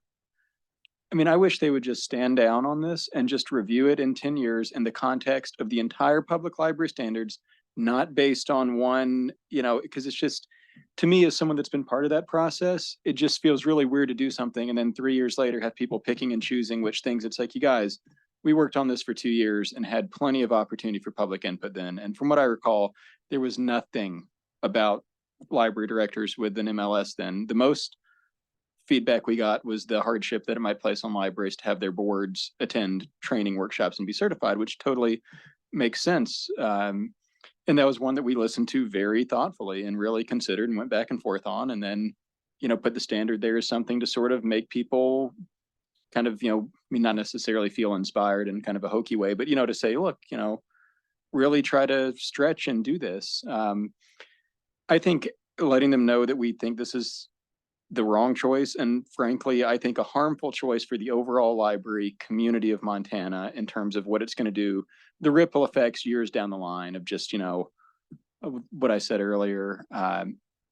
But just seeing if they would be willing to wait and reconsider this in, 2029 when we look at the standards again, or if we do it after 7 years, or, things change pretty quick. But I just, in addition to my comments earlier, I also have a problem with just sort of this piecemeal approach to, doing things with the standards that are of that gravitas. It's different with some things of, okay, this library's designation was changed in the standards. How do we make this work to meet the spirit of that? But to just start picking things out that you don't like and saying, I don't think that needs to be in there. I don't think it respects the process, and I don't think it's good to be making these decisions out of context. And frankly, in times of sort of near crises for certain libraries. So, yeah. Lori. Yeah, I agree. And having a librarian with an MLIS in a larger library gives them the opportunity to know the library, different library laws and standards and rules and governments and all of that. If it's only one library, again, why are we going through this if all the other libraries and the majority is okay with this? Is it more of a manipulation tactic, like to kind of like, I don't know, it just seems knowing what's behind it and that it's just one library going through this, then I don't know why, again, we're bending to that one library.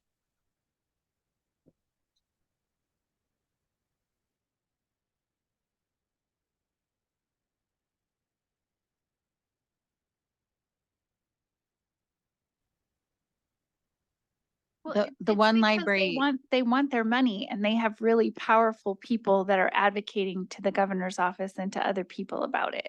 And that's how politics works. I mean, that is, and this is a political process. And I really feel like there's two issues here. And one of the issues is the process that Mark and all the other people that served on the task force, and what is the commission's, role for getting feedback, because it's going to be hard to get people to serve on committees and to give feedback if they don't feel respected. And then the second thing is just the issue itself.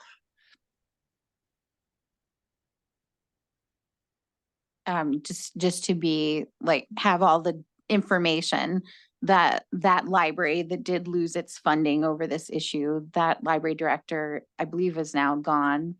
And is that position just open at this point in time? There's an interim director at this time for that library, and presumably they're going through a hiring process.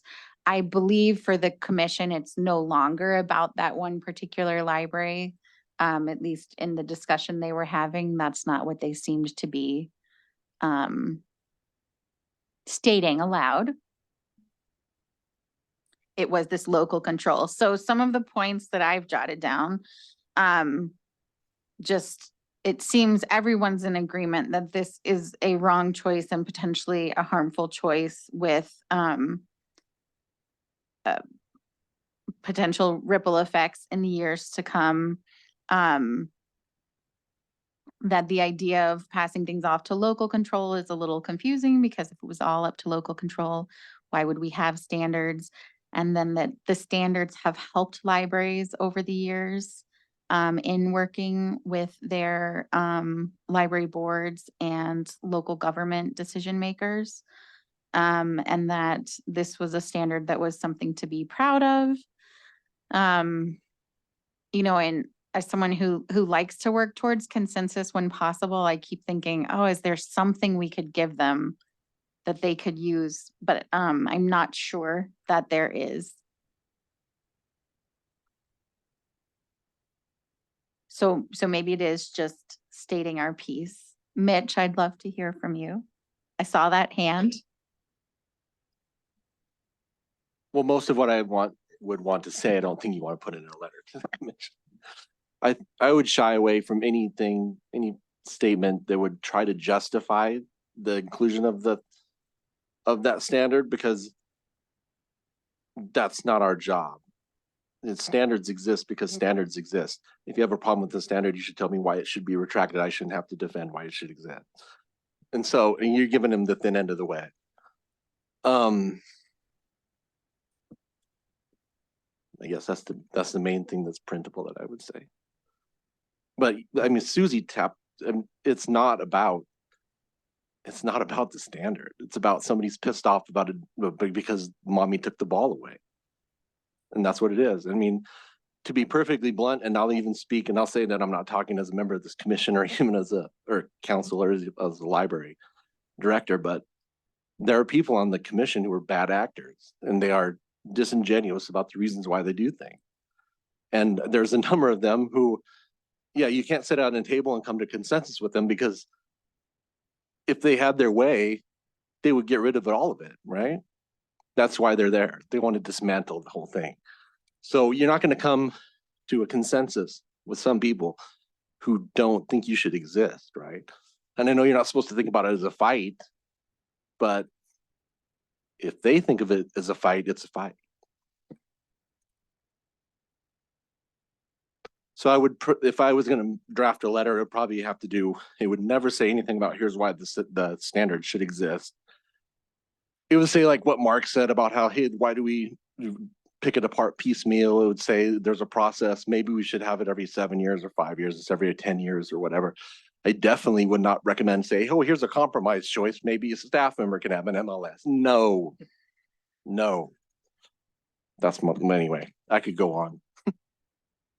Tracy, what is the process with the public library standards? Is there anywhere in writing that it will be reviewed as an entire document every 10 years?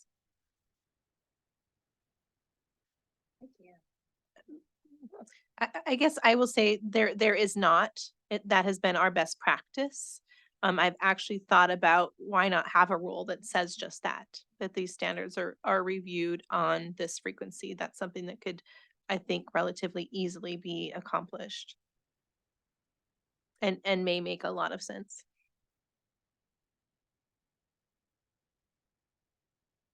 Okay, well, yes, lots of strong feelings on this one. I will try to sort of put something together. If anyone thinks on their drive home today, they write just the perfect statement, will you please email that to me? Please. And then similarly to the other one, we'll send that out to everybody before we would submit it. Just a reminder of like Robert's rules to Yes. just do individual emails. So if you email as a group, Yes. it's a quorum. So just keep Okay. All right. So individually email me if you have any choice sentences to be included. And then you will all be emailed the finished document. And this would be shared with the commission as part of their materials for their December 6th meeting.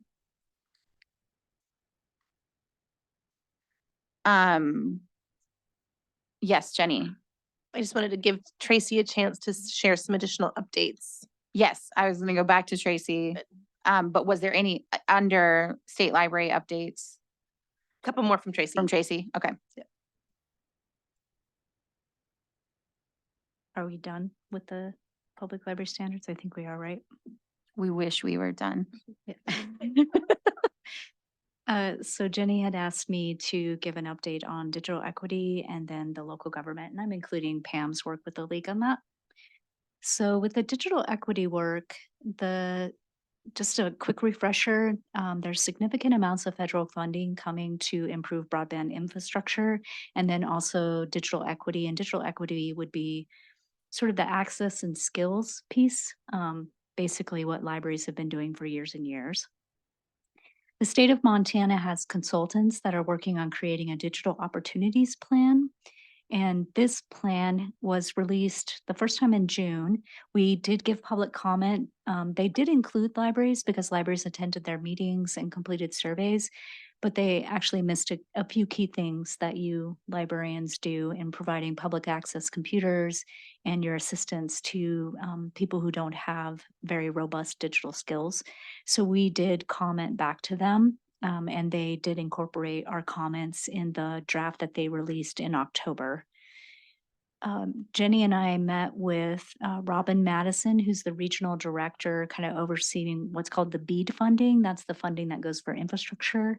And Grace Fellows, okay, who is, she lives here in the state of Montana in Livingston, and she is actually working closely with the Department of Administration on meeting the requirements to receive the federal funding.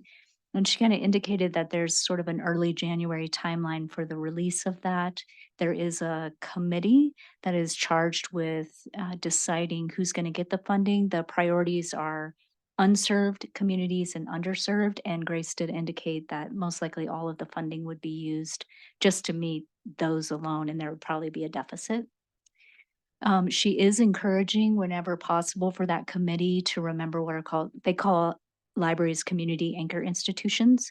So she is really encouraging that committee to give priority to ISPs who are rolling out to those unserved, underserved communities, but particularly if they include schools, hospitals, and libraries. So there is the potential that those of you who are in or underserved communities, you may be rolled in and receive higher speed, fiber access as part of this overall funding structure. So that's kind of phase one. Phase two is the Digital Equity Act, and that is all about getting Americans the skills they need to navigate in a digital world, and is clearly an arena that libraries can play in. The state hasn't really done a lot of work in that. What we are doing is we are right now in the procurement process of getting bids to hire a contractor. This is that funding that you approved. So we have about $30,000 to help support libraries in developing digital equity plans that would identify what you need in your community, who other partners are that can help you provide these services to your community members. And Suzanne Reimer went to the Shelby Conference, which is Schools, Hospitals, Libraries, Broadband Coalition. So they're focused on the work of community anchor institutions and are very passionate about broadband and digital skills. And she brought back actually some really great resources that we will use to help libraries develop these digital plans. And so we hope they will be of assistance to you and just improving services in that area, identifying what needs to be done. And then if there is funding available, hopefully you'll be able to take advantage of that too. Any questions? Did I miss anything on the? What are the timelines on these, Tracy? Well, roughly, and let me go, I will look that up and I will email it so that you have it. Because I have to look at the timeline. There's overlap, and I know that Montana's about a year behind, but they're not alone. A lot of states actually don't have the capacity to roll this out as quickly, so there's nothing unusual about that. The first phase is going to be that infrastructure and putting that in place, but I believe there is significant overlap for the digital equity. And like I said, early January is when, in theory, that digital opportunities plan will be presented to the feds, and then they review it, and then they have to approve it, and then that's what allows the funding to come through. But there may be delays. And we'll continue to monitor it. That's what we've been doing. And I will certainly, probably at your February meeting, I'm sure I will have updates on the contractor and the work they're doing. Great. Local government.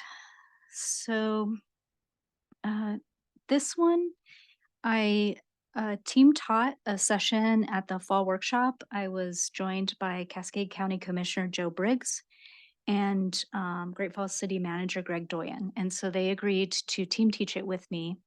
And the premise of it is we were introducing the attendees to the concept of public value, which is something that I've shared with the NAC. It's basically looking at how you answer the question, why libraries and how do they matter and what difference do they make, from the perspective of an economist. And then what Joe and Greg did is they shared with the people in the room sort of like what they cared about. And I had told both of them that they didn't have to talk about libraries at all, because part of the challenge for the people in the room was, could you explain why libraries matter to someone who says, I care about economic development? Susie nailed it, by the way. Have a little practice dealing with those two gentlemen. You do. And then what happened is Joe and Greg went around and gave feedback to the librarians on how they did. And then we had some questions at the end. And it was pretty informative. I mean, I thought it was very courageous of Joe. He didn't try to hide it. And he was kind of like, this is what I care about. And I don't think libraries should be in the mental health business. And, tell me why you matter, basically. And I know that that might have offended a few of the librarians in the room. I did have one librarian, though, afterwards say to me, it was like my county commissioner was standing up in front of me. And it really made me think. And I thought it was very courageous of him to be that honest and direct. And I think we need, as a community, to think about these things if we want libraries to be around. And so it was a really cool session. I would actually love to do it again, because I think it's just a very different perspective. And I've learned myself in trying to use this public value stuff and to really speak the language that you have to practice. That's just the only way to get better at it. And then I attended the MACO annual conference, which is the Montana Association of Counties. That's okay. I'm like, what's going on outside the window? There's something interesting outside the window here in Helena. So, excuse us for the distraction.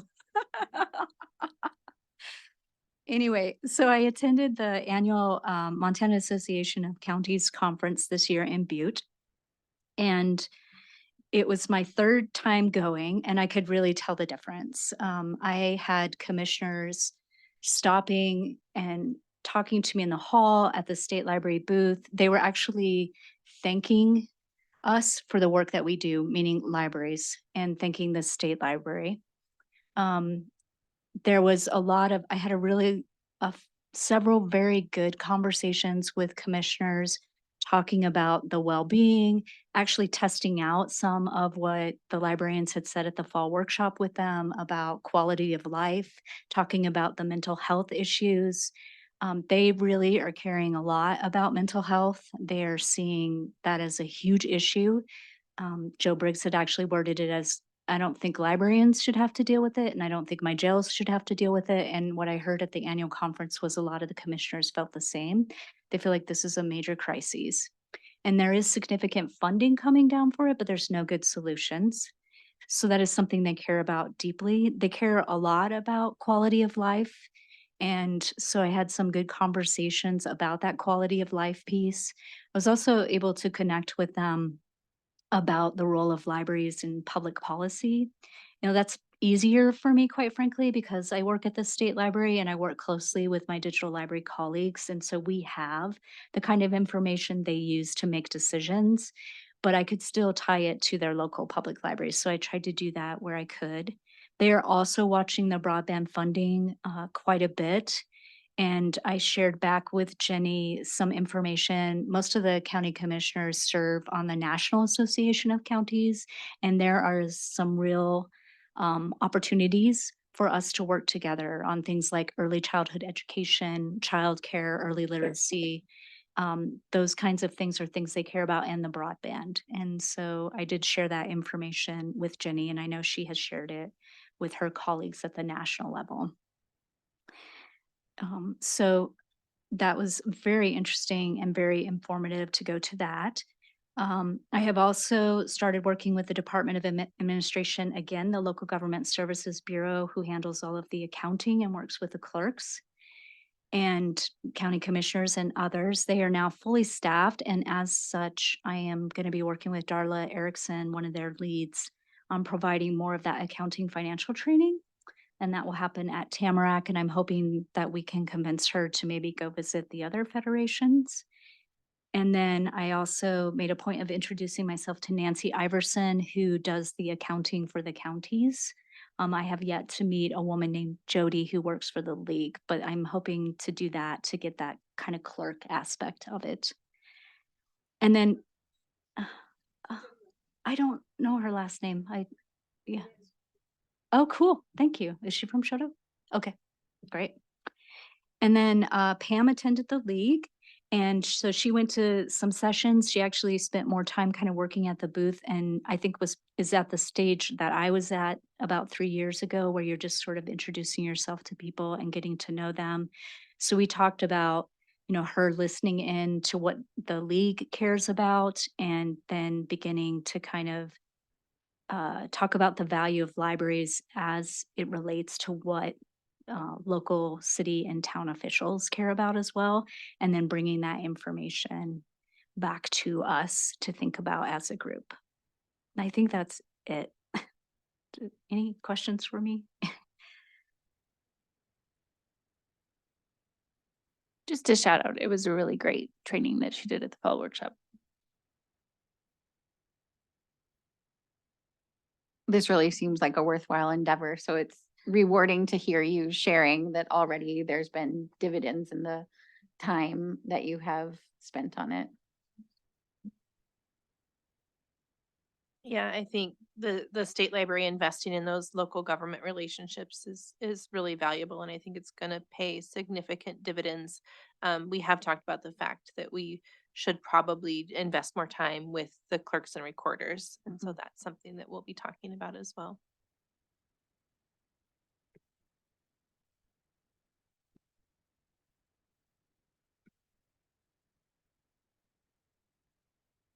Any questions from those online or in the room for our state library updates?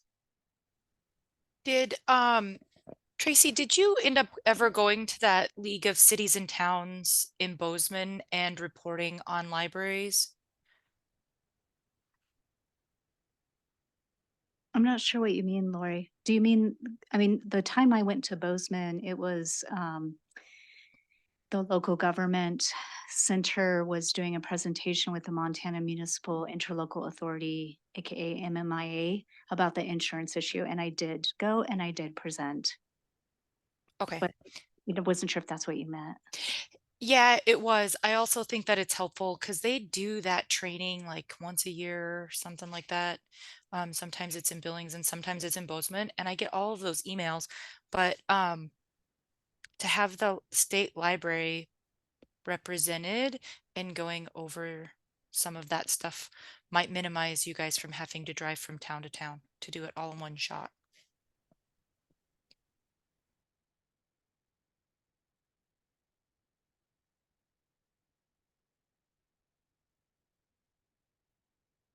Thank you, Tracy. Anybody else with questions for Tracy or Jenny?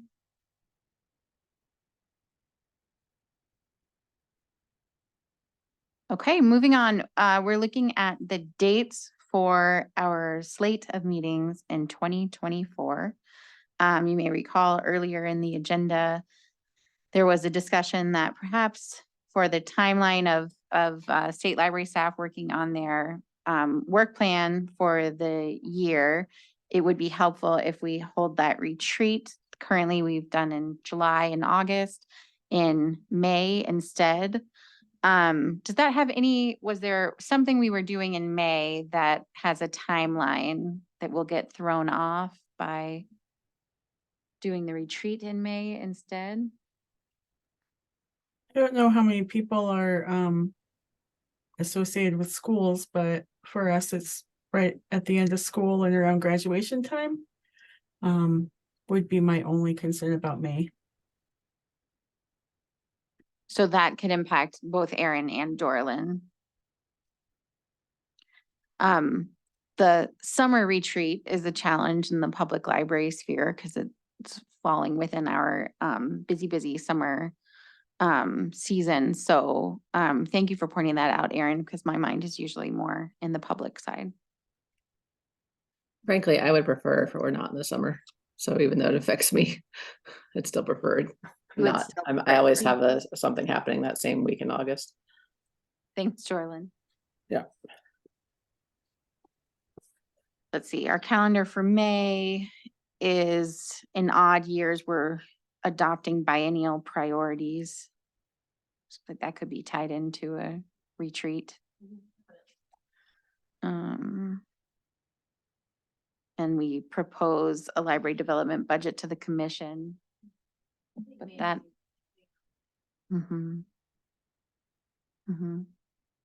It's also the benefit of May is if we did have someone ending their time with the NAC, that they would still be there as opposed to having the retreat when you have a new member who isn't doesn't really know how those conversations go. So so we do have one concern from Aaron about just the idea of May. Aaron, would it be the entire month of May or at the beginning of May? Is it a little easier? The beginning of May is usually our finals, and then mid-May is graduation. So late May for me would be a little easier. But then it gets into, I do a lot of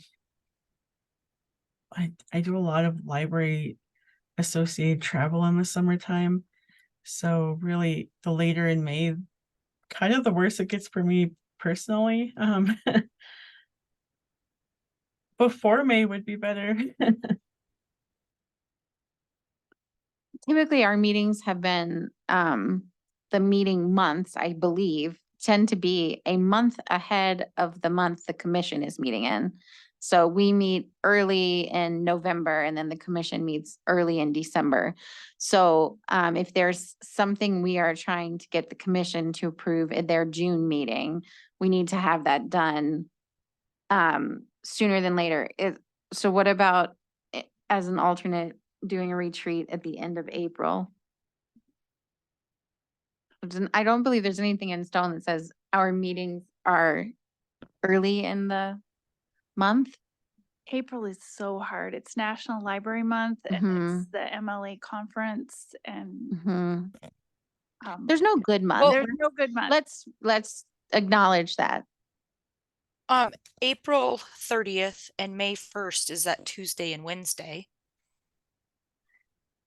In the coming, you're looking at a 2024 calendar, Lori? Correct. So if you did it during the week and not a weekend thing, you know, it might be easier for people to get away.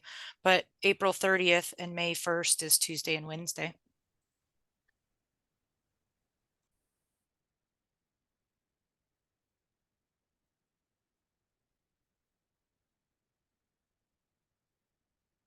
What was that?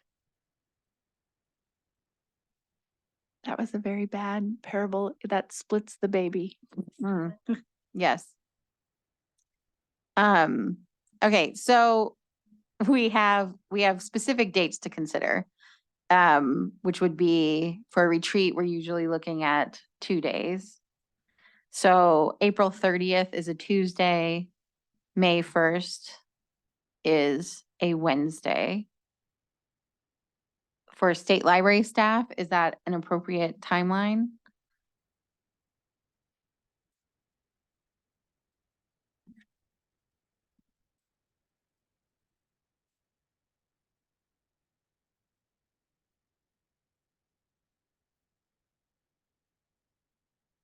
Okay, so if that's our retreat, then let's see, we would typically meet in February.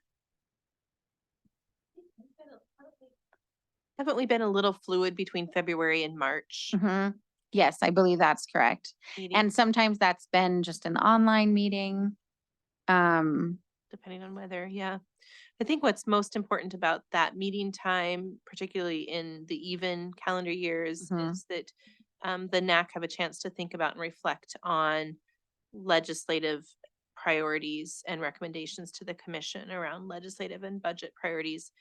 So basically meeting prior to the April commission meeting, which will be held at MLA, making sure that that meeting happens in that time frame. So March would be fine, for example.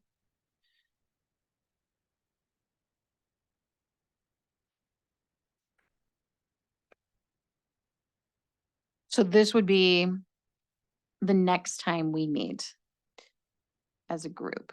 Yes. Okay.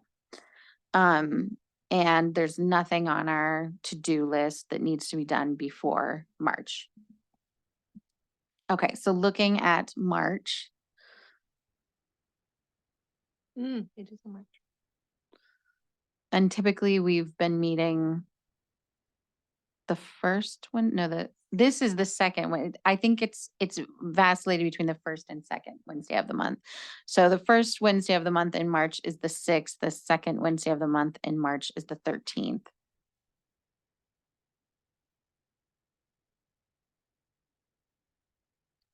Sixth is great. I like that decisiveness, Lori. Can I borrow that? And then obviously Genevieve needs to check the dates and make sure they work with our spaces. Okay, so we would meet March 6th, and then our next meeting after March 6th would be the retreat on April 30th and May 1st. And then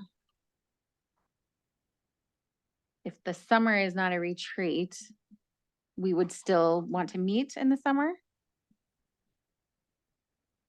That's your plan, but maybe not. I just checked. I couldn't make March 6th. You would so not I be would able not to be make able March to, 6th. but don't, if that works for everybody else. But Mark, we count on you for those big picture. I just want to acknowledge for Lori, the 13th is the day before the Broad Valleys Federation retreat, and she will be quite busy with that retreat. So. How about the 20th? Anybody have problems with March 20th? I have a board meeting and it's my birthday, but I would definitely enjoy being here for both of those. So. How about the 27th? Then we're getting pretty close to, yeah.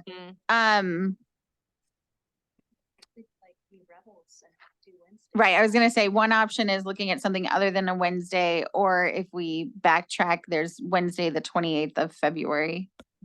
Tuesday the 5th. Tuesdays are bad for me. How about Thursday, the 7th? No, it doesn't work. For me. Sounds amazing. No, it still doesn't work for Mark. Oh, How about the 14th? Yeah, that's fine. Wait, that was the That's whole no. point with Lori, that didn't work. that's Well, Broad Valleys, so I'm going to take some of the state librarians with me. How about the 28th of February? Did that option work for folks? Yeah, it's a leap year. We could meet, yeah.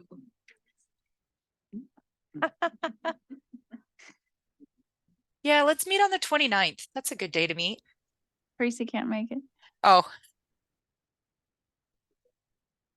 No, it's actually, it's Mako midwinter and I double booked myself. Oh, we should maybe all go to Mako. Come on, you guys, we can do this. February 27th. That's the whole. Yeah, so Lori, I don't think you should build the knack around me. That is Mako midwinter. Oh, In my experience, the first 2 days of the conference are probably the most important to be at. And that would be, yeah.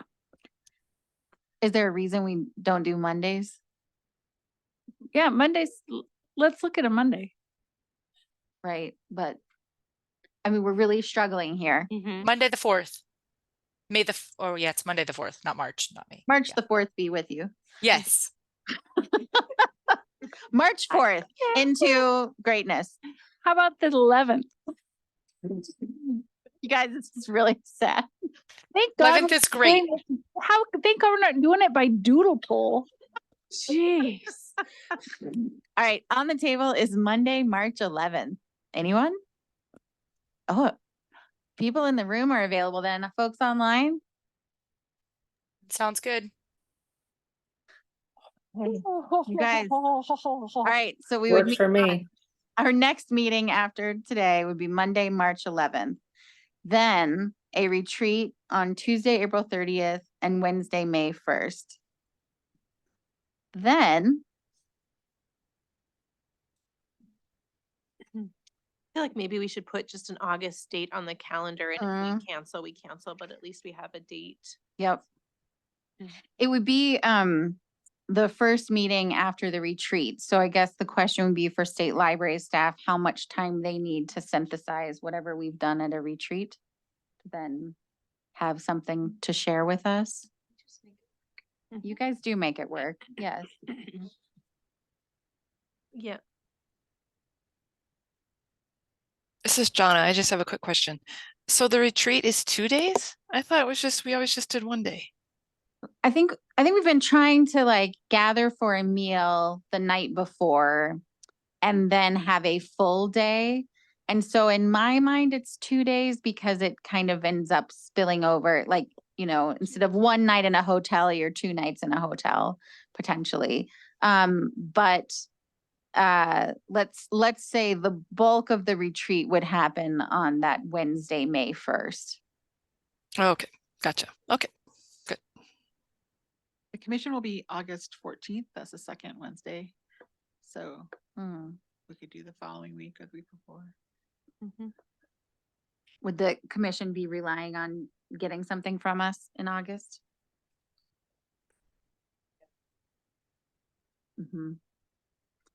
More than a week before though, right? What if we met the 31st of July? I have one of those academic calendars, so I have no idea what happens anytime after July. So let's go for it. Is that a Wednesday? Yes. So Wednesday, July 31st? Yes. Okay. And then back to November? Who has a calendar for November 2024? Everyone with the phone. Okay, and I have a computer right here, but you know. Wednesday, the 4th. No. Oh, wait, no, Wednesday that's September, on the November, Wrong year. November Never mind. 6th. Yeah, November 6th.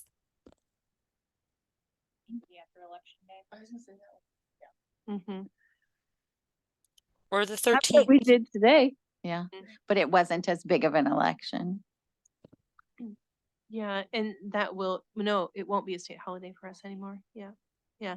If we stayed with the cadence of the second Wednesday, it would be the 13th. The 13th. Sounds good. Wednesday, November 13th. Perfect. Currently works. I Yeah. rarely have year-long Well commitments. said, Aaron. I just want somebody to say something like, no, I've got a dentist appointment that day. I'm a very big planner.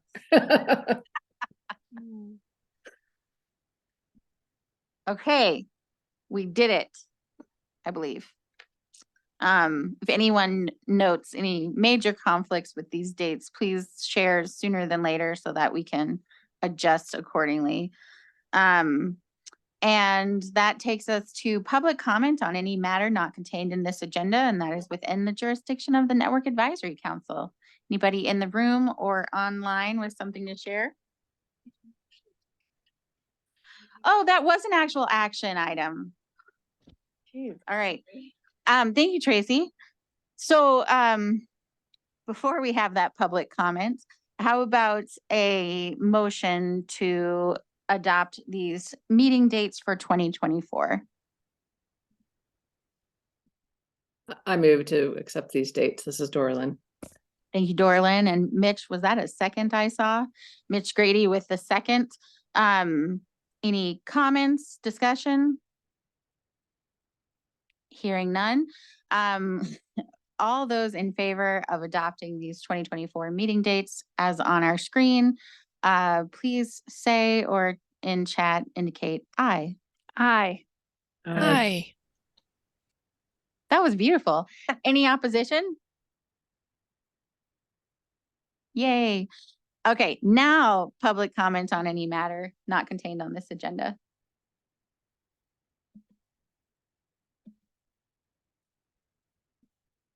I'll make a motion to adjourn. Oh, she's just jumping right on down. Can we just acknowledge that the time is 2:20, which is well ahead of our 3 p.m. scheduled. In time. Woo, nice work, everyone. All right, I think that's it. Let's see. We don't have to worry about, let's see, all of our NAC members are good through, is it through June 30th? We will start revisiting appointments to the NAC probably At that retreat? is it in April or June where we bring those to the commission? April? April. Okay. Yeah. Good. Yep. Okay, so we're pretty settled for a while yet. Yep. All right, wonderful. Thank you to everybody. Thank you to those who are here in the room and everyone online. I look forward to seeing you on Monday, March 11th. This meeting is officially adjourned. Nice meeting, Jody.